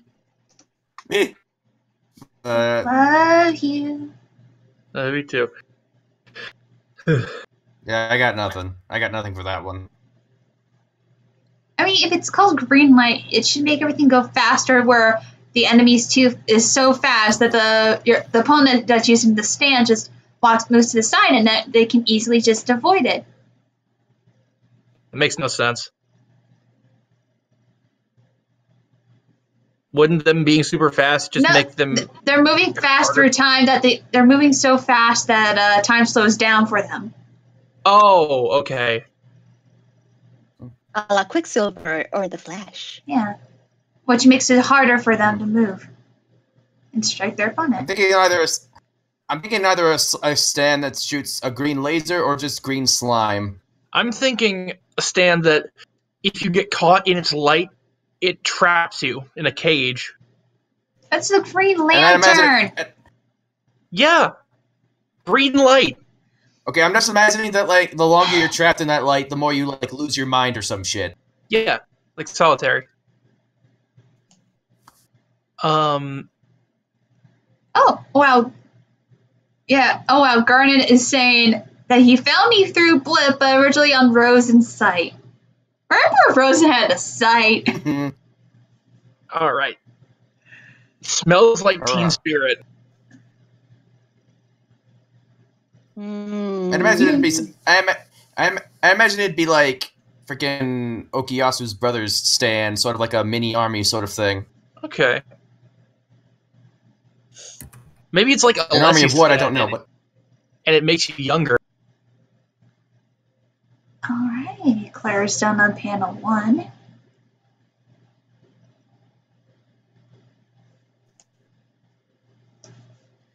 I'm so happy for this color history thing that Clip Studio Paint added on here.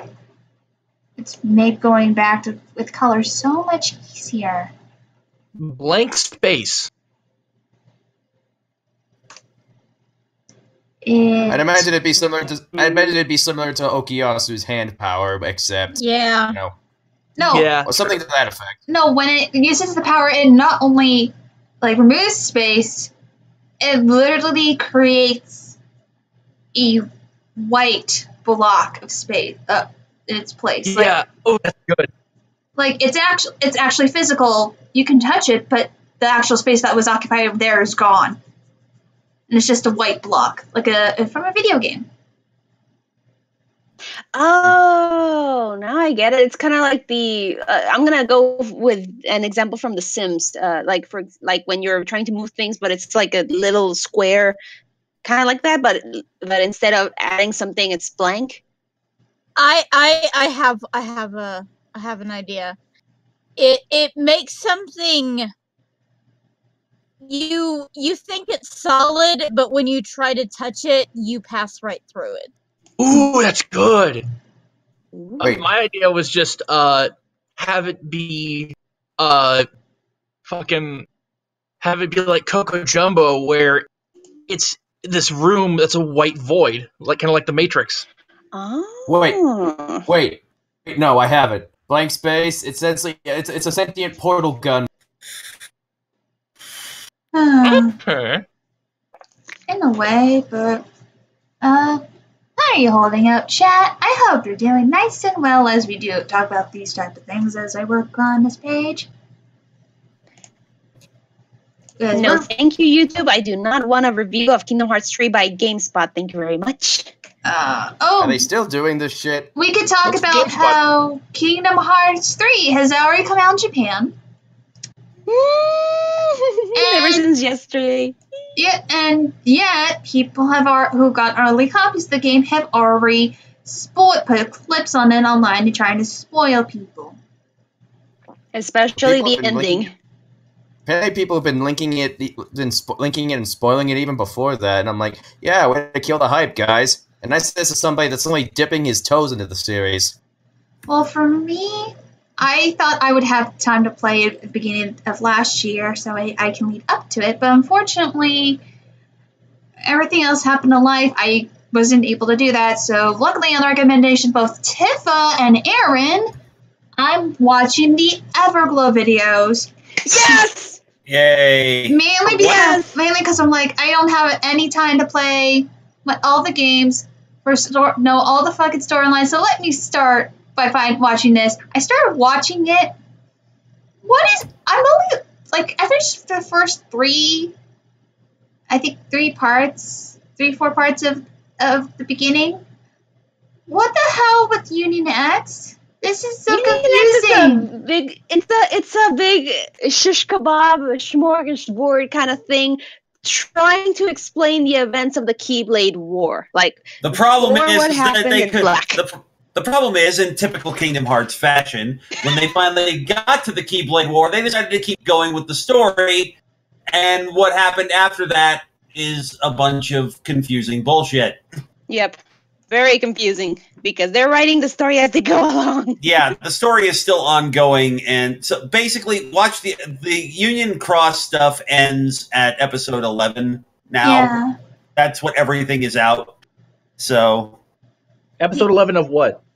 Everglow's Kingdom Hearts timeline series. He basically took all the cutscenes from all the games and has been editing them together in chronological order. So he jumps around, from stuff that's flashbacks, stuff that's other things, and stuff that's flash forwards, and puts them in the correct chronological position.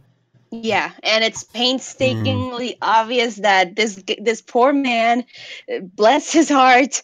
What is it, 122 episodes now? Yeah, 123, I believe, but yeah, around that number, because he's already finished the whole thing, and I'm like, bless his heart, because thank God someone did that in chronological order with custom cutscenes and whatnot, and it's, oh God, the poor man. This is way too long. I'm watching it because I need to know all the things I missed, and also some of the things that I'm like, okay, right. I think I understand it. To be completely honest, some of the stuff that he includes, he strictly does not have to include. Okay?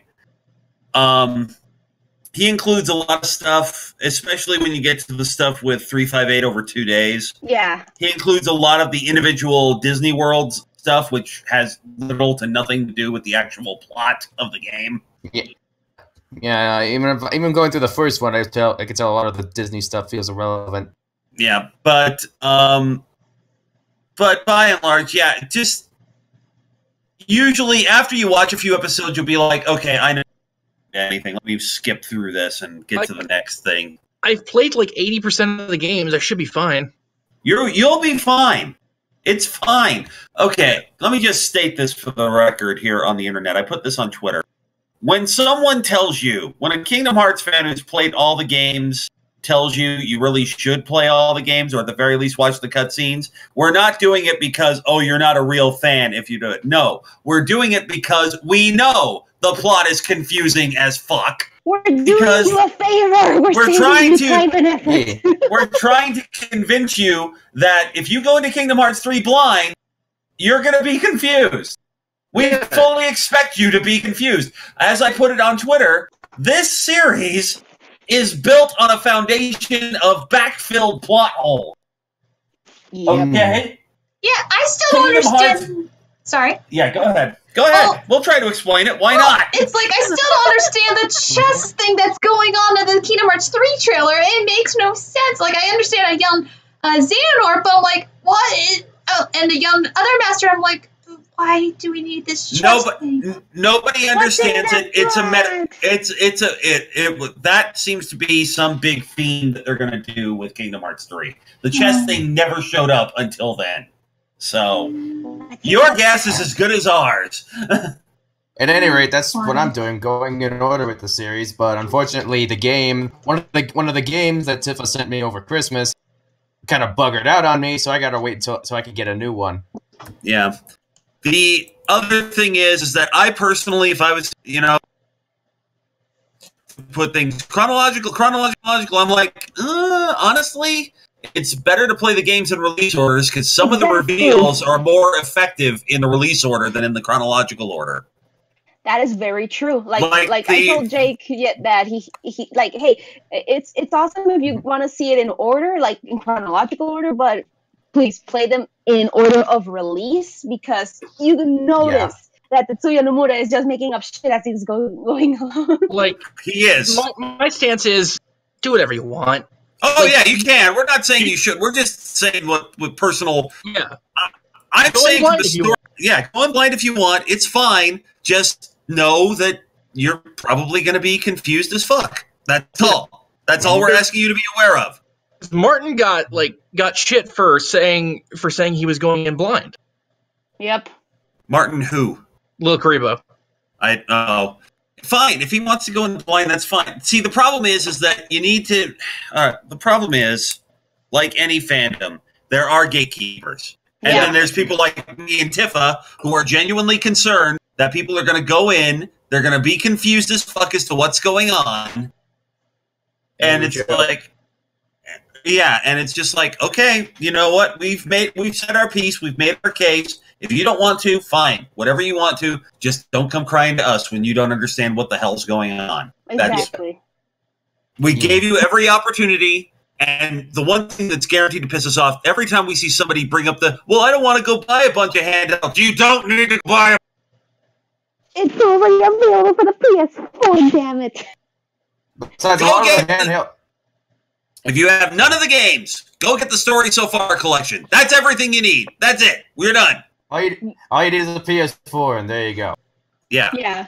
I will acknowledge that it kind of sucks for Xbox players because for some inexplicable reason, Square Enix decided not to do the Story So Far for Xbox. Yeah, I wanted to replay Kingdom Hearts 2. I can't.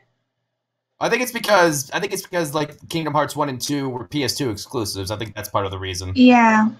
Yeah, very true. Yeah, and for a few of us, well, not a few because hey, the fandom's huge, but for some of us that were lucky enough when the first game came out and your mic quality is really bad right now. Tifa, you're fuzzing out. We can barely understand what you're saying. Oh, sorry. Han, Can you hear me right? Kind of muffled. Yeah. There you go. Start again. Okay. For a few of us, well, not few because hey, the fandom is huge now. For a good number of us who were lucky enough to be raised with both Sony and Nintendo consoles, we were lucky enough that after Kingdom Hearts 1, while we were waiting for Kingdom Hearts 2, we were lucky enough to even play Chain of Memories as, as our little candy to whet our appetites while waiting for the big meal that is Kingdom Hearts 2. And that's how I was lucky enough to understand what the heck was going on in Kingdom Hearts 2 with Chain of Memories already in the bag. And then 358 or 2 days hit. Okay, I have the Nintendo DS. I'm lucky. Good. But then Birth by Sleep. I don't have a freaking PSP. I had to wait years to play it. I asked for a PSP that Christmas just so I could play Birth by Sleep. Same. It took me years to get a copy so I could just play it. Like, I didn't look up any of the movies when YouTube became a thing. I just wanted to play it on my own, like going blind. And it was a few. I'll be right back. I want to see a few years later after getting my PSP that, hey, we're getting a collection. And I'm like, God damn it. I wasted money on this. All right, Cheyenne. Forgive me if I pronounced your name, Cheyenne. Thompson. It says she likes the picture. It looks good. Thank you. Oh. Yay. Yeah, so yeah, from what Aaron's saying, like, hey, people who want to go into Kingdom Hearts and don't want to get lost, for us fans who are trying to warn you, everything is now easier to get. You can get all of the games in one freaking package. We're trying to save you. Don't let the numbers throw you off. The titling is stupid in this. Get the story so far. That's everything. That's all you need. $40. That's it. Also, Han, I've been appreciating all of the coaching along you've been doing for me as I was going through the series. Yay! He said as Tifa wails on him over the head with an direction. I'm doing.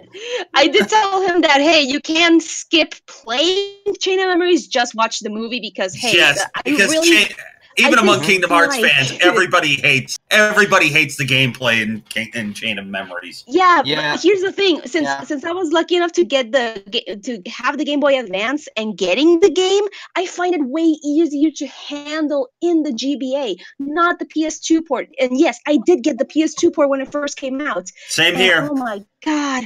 Because we need it. Because honestly, the only reason you got the PS2 port, or at least the only reason I did, is I have to hear this bitch talk. Yes.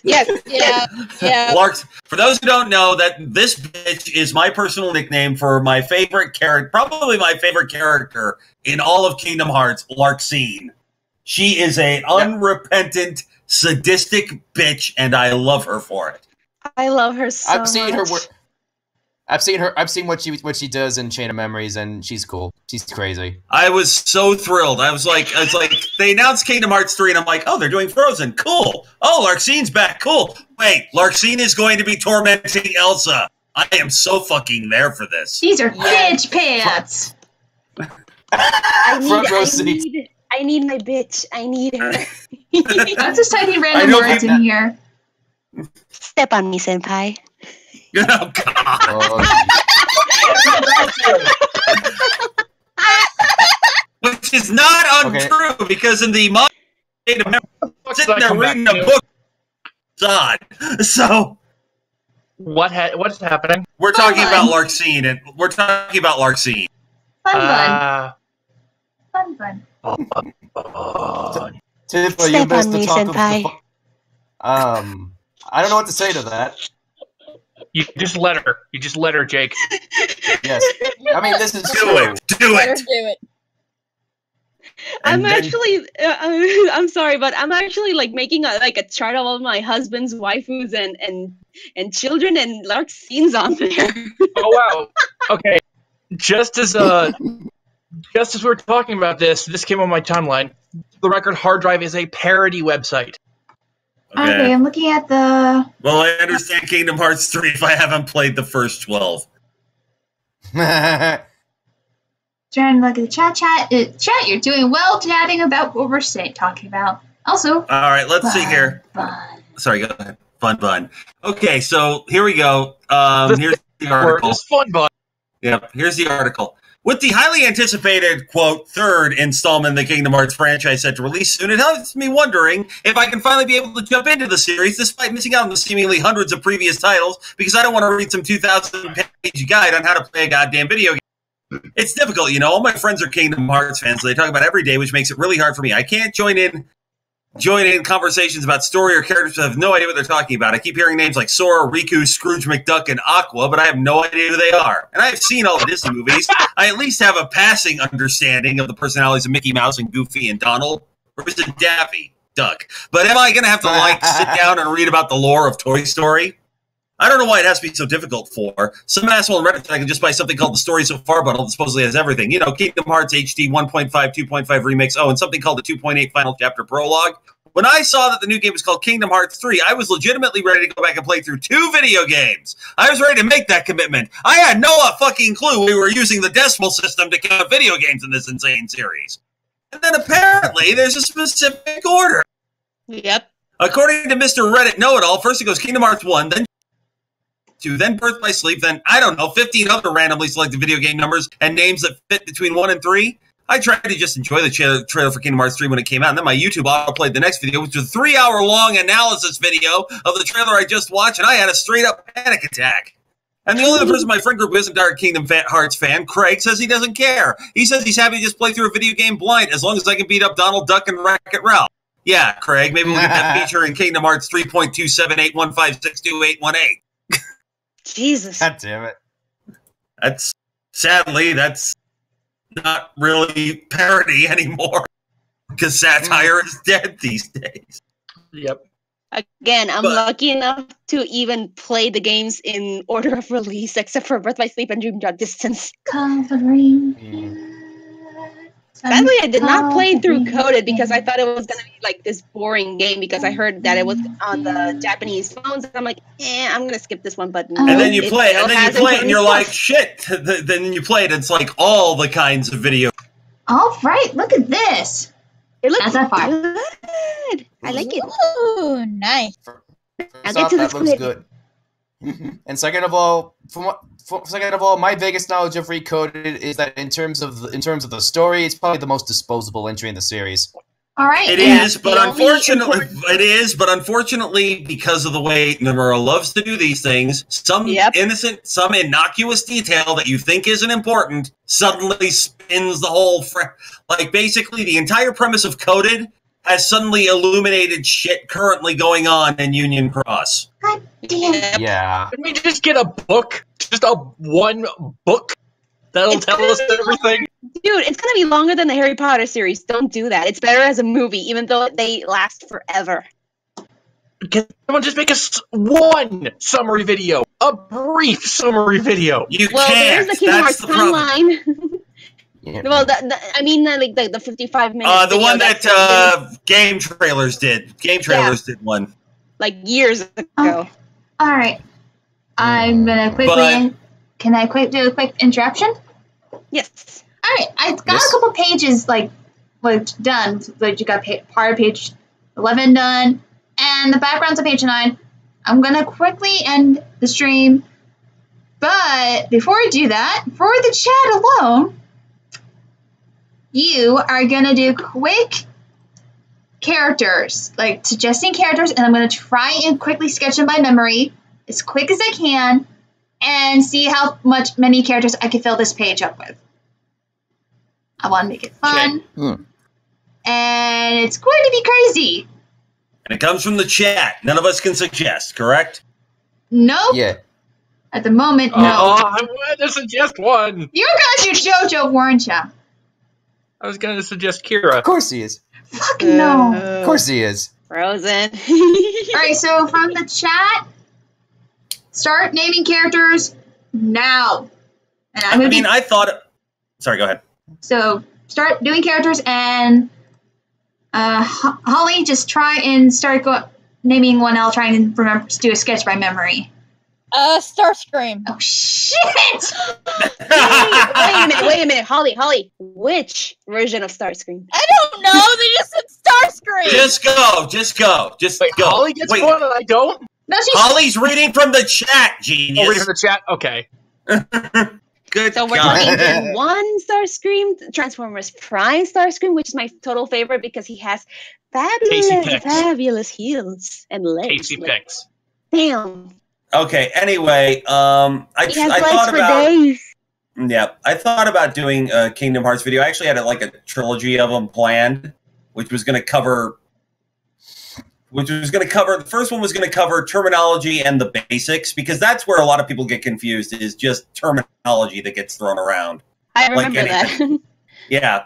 And then I was going to do a summary of the story, and then a shorter video that was just going to be, so how do I get started? Here, this is how you get started. Yes. But unfortunately, I just lost interest in the whole thing. I recorded the voiceover for the first one. I started putting everything together, and it was just crap. Okay. And I just realized I don't really want to do this. All right. Don't torture yourself, dude. Okay. Shadow was next. Who's Shadow the Hedgehog. Shadow the Hedgehog. Oh no, edgy. Casey's challenging herself. I want to make Lord. But basically, it's like one of those things. Although I didn't do the story so far video because I had the greatest opening line. To understand you show a picture of Master Xehanort, and to understand the plot of Kingdom Hearts, you need to understand the motivation of this of one. You need to understand one thing. This asshole wants to be God. Yep. That is basically the entire motivation of the villain of Kingdom Hearts. He wants to be God. So they shouldn't keep lead. Honestly, I don't care about the story. Fine, play the game. I don't give a shit. I'm just fun. People bitching about it.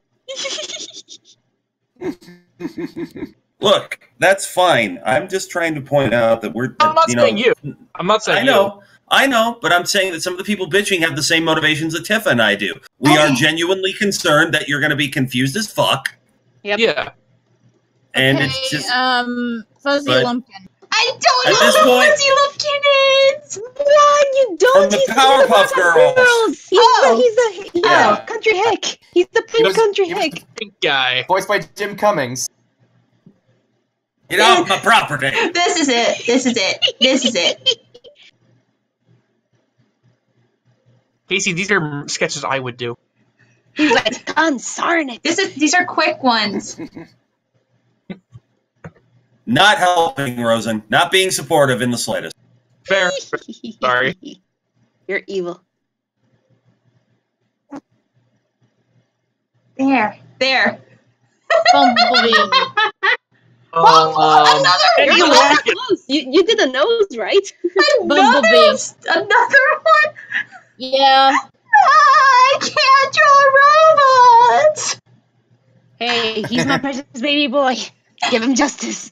You have so many children. Yes. So We're gonna have a little talk later. Adopted children. I know. I'm putting with you. Come on. You should see my list of wives. The Transformers logo. Bumblebee. There. Spike from My Little Pony.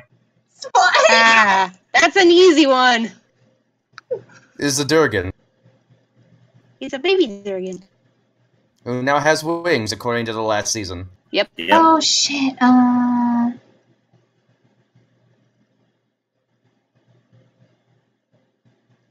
Aww, that's cute.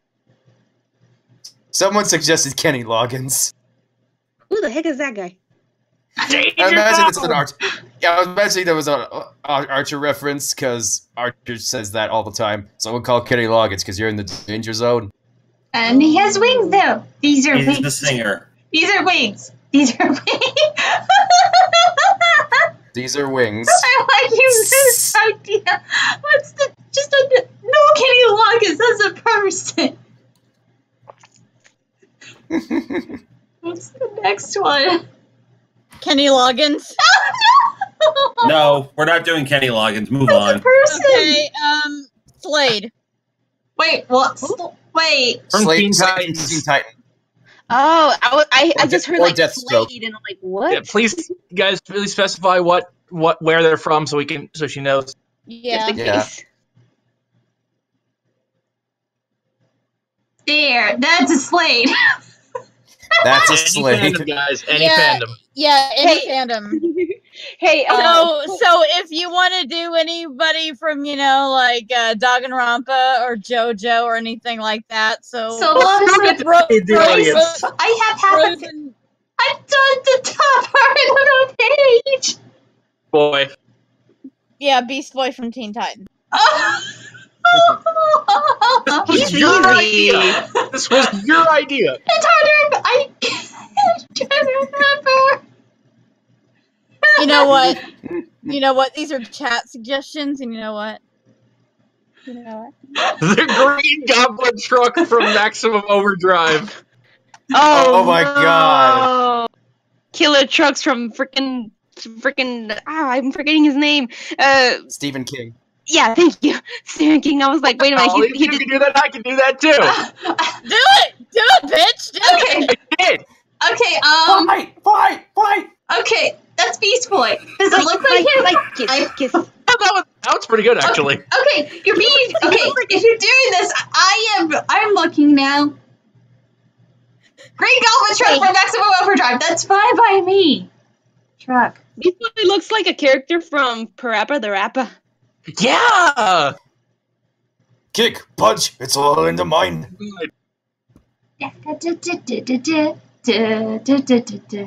This All right, I'm going to share this with you. I still have the script for the aborted Kingdom Hearts video, and this was actually the section that I did in there. Sequel numbering according to Square Enix. Back in the day, there was a running gag among kids my age about how Capcom's Street Fighter team seemed to be incapable of counting to 3. We had Street Fighter, then Street Fighter 2, then Street Fighter 2 Champion Edition, Street Fighter 2 Turbo, Street Fighter 2 Turbo Championship Edition, Street Fighter 2 Hyper Turbo Edition, Super Street Fighter 2, and on and on and on, leading us to wonder if they'd ever get to 3. They did, but only after about 15 years. A similar titling plague seemed to strike the Kingdom Hearts development team, and as a result, there have been, at present, 16 titles in the Kingdom Hearts franchise, if you count each release as its own game. But here's the secret that a lot of newcomers don't recognize. A good chunk of these titles are just revamped versions of an existing title in the franchise, usually when it was brought over from one platform to another. Although there's a couple of exceptions. Rabid fans, who frankly I keep as far away from me as possible, will insist that if there's a change to the art or game mechanics, it should be counted as a whole new game. My counter-argument is, shut up. Has the story changed significantly from one version to the other? If not, they're the same game no matter what title is slapped on there or what platform is on. All right, quickly, I had Sailor Moon. Joke's on you, I know how to draw her. I used to draw girls with her ponytails when I was a kid. Aw. It's like, that's Sailor Moon! And then you just see like the little, the buns and the ponytails. And I'll stick figure. Okay, I'm going to go... All right, this is going to be fun here. All right, break this down by game and try to clarify some confusion thanks to the titling of this series. First off, we have Kingdom Hearts released for the PS2. Easy. This was followed up by another Japan-exclusive release entitled Kingdom Hearts Final Mix. This is basically the exact same game with some color tweaks and a few extra cutscenes and gameplay mechanics. Story-wise, it's the exact same game. Next game was Kingdom Hearts Chain of Memories, originally released for the Game Boy Advance. This game picks up right where the previous game left off. However, being a GBA game, the graphics were basically the equivalent of an SNES, which is why there was a later PS2 port with completely overhauled graphics and fully voiced cutscenes, blah, blah, blah, blah, blah. This version's entitled Kingdom Hearts Chain of Memories. Is basically how Square Enix indicates a game has been moved from one console to another. Again, the story is exactly the same as the original GBA version, as is the combat system for better or worse, but we're not going to get into that. Cards. The next one is Monami. No, that's yours, Holly. Do it. Holly, I'm only taking those. I'm taking those that if you're in the chat, if one of you guys are in the chat, that does not count. Fine. Fine. Next is Spider-Man in Black, which should just be Spider-Man because, yeah. Oh, wait a minute. Spider-Man in Black? Are we talking the black suit Spider-Man or Miles Morales? I don't know. That's But whatever. Symbiote suit Spider-Man, or what are we talking Yeah, about the here? symbiote. Yeah, like the symbiote spider suit. Well, she's drawing in black and white, so. Anyway. Oh, there. Yeah. Anyway. Shit, I just lost my place. Okay. Then came Kingdom Hearts for the PS2, continuing the plot line, establishing Chain of Memories. This was followed by Kingdom Hearts 2 Final Mix with the usual tweaks to gameplay, and a few extra plot elements followed up in the games that came afterward. This was followed in Japan with Kingdom Hearts Coded, an episodic game originally designed for mobile devices. This game was not released outside Japan, at least not in this format. The next game released is the really bizarrely titled 358 over 2 days for the Nintendo DS. This game is so titled because it covered the missing year in the Kingdom Hearts timeline between Chain of Memories and Kingdom Hearts 2. The improper fraction is a reference to the circumstances of the main character of 358 over 2, which we'll talk about in the story so far. After that came the first prequel game in the series, Kingdom Hearts Birth by Sleep for the PSP. Taking place 10 years before the events of Kingdom Hearts 1, this game answered a lot of questions fans had about the story so far and provided much-needed backstory for the series' main villain, as well as introducing concepts that would come into play later. After that came Kingdom Hearts Recoded. As I mentioned, re-indicates this is support of an earlier game to a new platform. In this case, the coded mobile game was modified and adapted for international release for the Nintendo DS, and followed up on a dangling plot thread from Chain of Memories and Kingdom Hearts 2. The final new portable release for the series, Kingdom Hearts 3D Dream Drop Distance, was released for the Nintendo 3DS in 2012. This game added new guest characters from The World Ends With You, a Nintendo DS game the Kingdom Hearts team had developed in the intervening years between installments of the series. There was no new Kingdom Hearts released during the PlayStation 3 era. When development began in earnest in Kingdom Hearts 3, Square Enix had to help fans and newcomers get caught up on everything they need to know to understand the story, especially considering several important elements were released in games on now-defunct systems, and not everyone had the desire or ability to purchase multiple outdated game systems. In the spring of 2013, Kingdom Hearts HD 1.5 Remix was released for the PS3. It contained new ports of Kingdom Hearts and Chain of Memories with HD graphics. This made fans happy as the version of Kingdom Hearts in this collection was the final mix version, which up until this point was only available in Japan. Additionally, HD versions of the cutscenes from 358 over 2 days were included in this collection, but not the game itself, still providing newcomers with the information they needed. July of 2013 saw the release of Kingdom Hearts Key, a Japan-exclusive browser game which went even further back in the Kingdom Hearts timeline, detailing events leading up to the Keyblade War, which had been mentioned in Birth by Sleep. Heard of that one? Hang on. I'm getting to it. Okay, I drew Rolf from Identity. I don't remember him, so I just drew this. Where? There. Close enough, actually. That's pretty good. And Sans. Yeah. In December of 2014, Kingdom Hearts HD 2.5 Remix was released for the PS. Included the final mix versions of both Kingdom Hearts 2 and Birth by Sleep. Much like 358 over 2 days, HD versions of cinematics from Recoded were included in this collection to provide plot elements that could become relevant later in the series. Kingdom Hearts Key got an international port to Android and iOS devices in Japan in 2015 and to North America and Europe a year later, being renamed Kingdom Hearts Unchained Key. It contained revisions to the elements of Kingdom Hearts Key, as well as some additional story elements. In 2017, the storyline of Unchained Key, showing how the Keyblade War came to pass, was resolved and a new storyline began, causing the game to rebrand itself as Kingdom Hearts Union Cross. This storyline showed what happened after the wars, providing some interesting links to current events in the series. As the production of this video, the storyline is still ongoing. How relevant it will be to the events of Kingdom Hearts 3 is still unknown. In January 17, the collections meant to get everyone up to speed with the Kingdom Hearts story continued with the PS4 release of the ridiculously long title, Kingdom Hearts 2.8 HD Final Chapter Prologue. Would you care for some dressing for all that word salad? Okay, I got the Monarch from Venture Bros. I just remember it's just a thing of butterflies, so I'm just gonna draw a butterfly. Casey, you can stop anytime. I don't care. Why are you doing this to yourself? Because she's a... I don't know. Anyway, I'm just about done here. I wanted to see how many I could fit on this page. Okay. This collection featured an HD point of Dream Drop Distance and the first original content consoles in the series since the original's release in 2012. But there was even more for fans and newcomers alike to discover. In addition to Dream Drop Distance, a short follow-up to Birth by Sleep was included. Kingdom Hearts Birth by Sleep 0.2, A Fragmentary Passage. I know! You could hear me hitting my head on the bed? That's impressive. Yeah.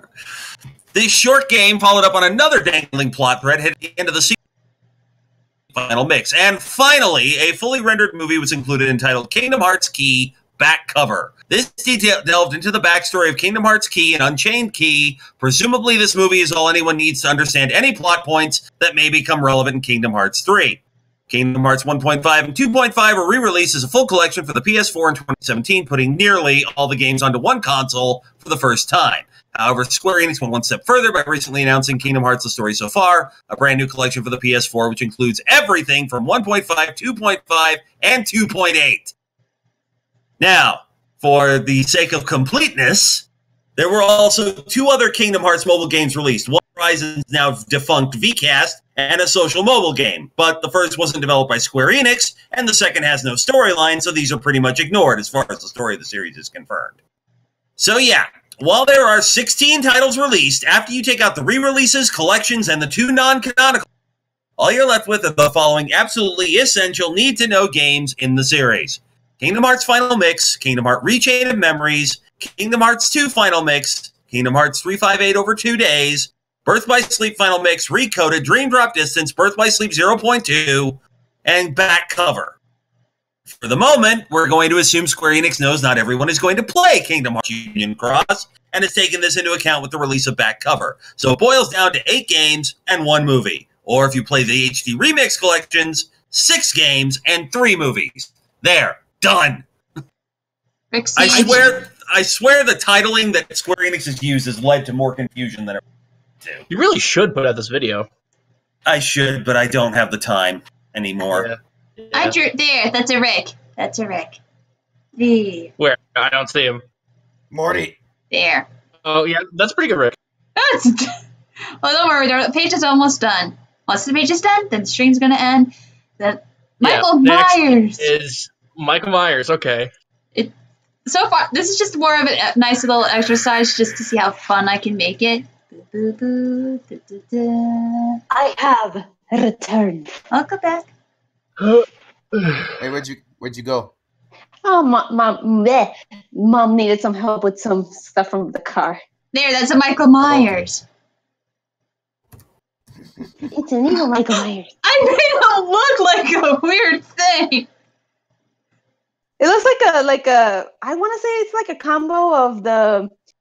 I want to say the Spider Queen from Okami, but wearing a mask. Okay, cute.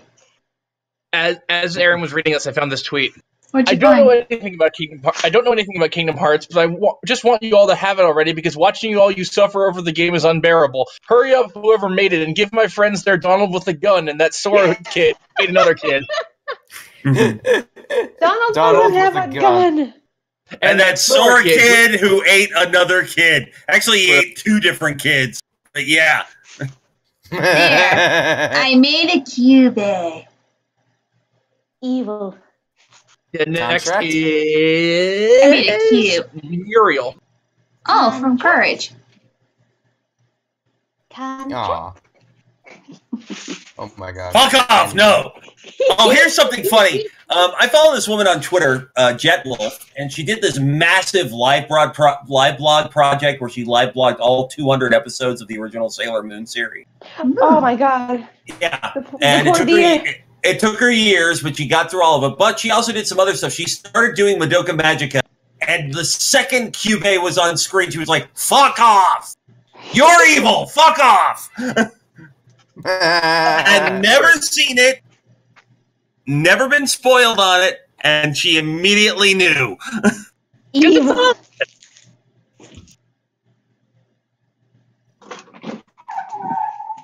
There, I made Whoa. What was Yeah, that? what else here? That sounded like fucking Razor Ramon was coming to town. Yeah. Oh, that was actually my door. Okay. It has this little plastic at the end of it so that dust doesn't come into the house, and it always sounds like that. Okay, I don't. Okay, we're gonna do a couple more. Who's Darwin from Gumball? I have no clue who that is. Darwin's the fish. The fish. Darwin's the That's the fish fish with the legs. Oh. That's the Hang on, description. I'm getting a picture. I'm not. This is from memory. You might actually. Here's the thing. You might be able to draw this one really easily and accurately. Oh, that's cute. Look at that. That's Darwin. That's the fish. I remember it now. That's pretty good, actually. That's really accurate. We're just doing a couple more, and then that's it. Because it looks like this page is getting pretty full. Coolbar is next.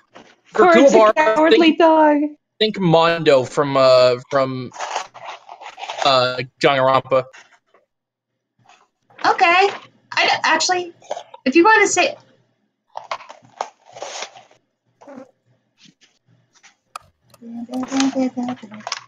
I just wonder. Someone tell her to draw Jirachi. I need my star child. There, it's that guy. Hair. It's that guy. That hair. It's that guy. That hair, though. I don't.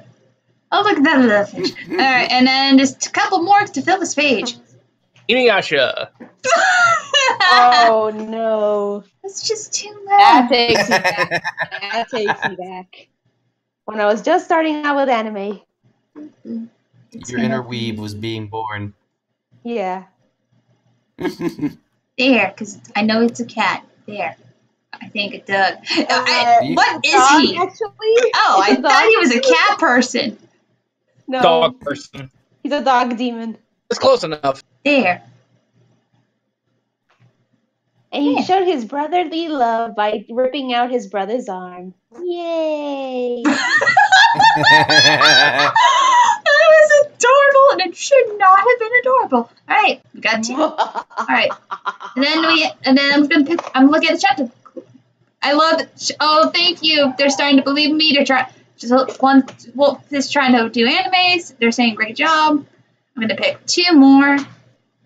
One is the Grim Reaper. It doesn't say anything of the Grim Reaper, so I'm gonna just do my own adaptation of it quickly. Draw River Styx. Oh, River Styx. Oh. Oh, my lady. I knew someone was gonna make that joke. I knew someone was gonna make that joke. We already did it back in the Haunted review. So Oh, that's true. But like I just assumed like the Simpsons reference. Yeah, I was going for the Simpsons reference. That's my own take of death. It has eyeballs and a weird mouth. Hold yeah. on 1 second. That's a rots to death. By the way, the people who do these awesome videos called Overly Sarcastic Productions, I'm not sure if I've ever shared videos with you guys. They actually made a video about that very legend where the hero has to go through the river Styx, and it was awesome. Okay, and the last would be the master from Monos. Got a big cape with hands on it. Yep, that one. Manos. Hands. The Hands of Fate. Yep. Manos, The Hands of Fate was filmed on location in a vacant lot. Yay!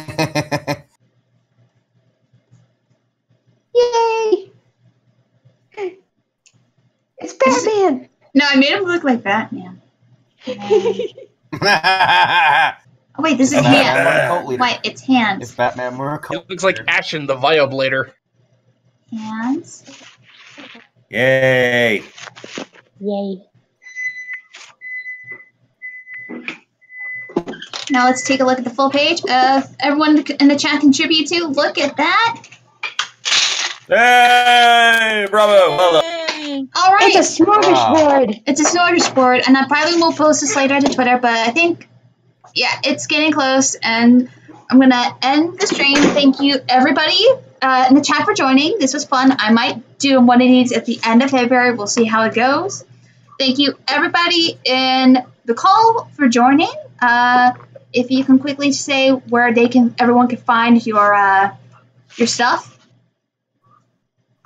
You can find my stuff at youtube.com/dubiouscon. I will probably be streaming stuff myself tomorrow night. Oh, yeah. Aaron will be streaming Monster Prom at 8 p.m. 8 p.m. Eastern, yes. So if you want to join Monster Prom, his channel tomorrow. All right. And for anyone else to quickly pawn their things?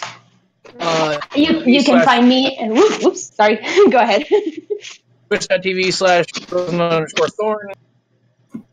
All right. Yay. You can find me at youtube.com/gutslove. And you can also find me on Twitter as the real Gutslove because someone already got the name before me and it kind of ticked me off. They stole your name. Yes. Charlie, they took my thumbs, Charlie. All right. Jake or Holly, do you have any final words? Yes, Queen! That about sums it up. All right. Good night, everybody. Good night. Yeah.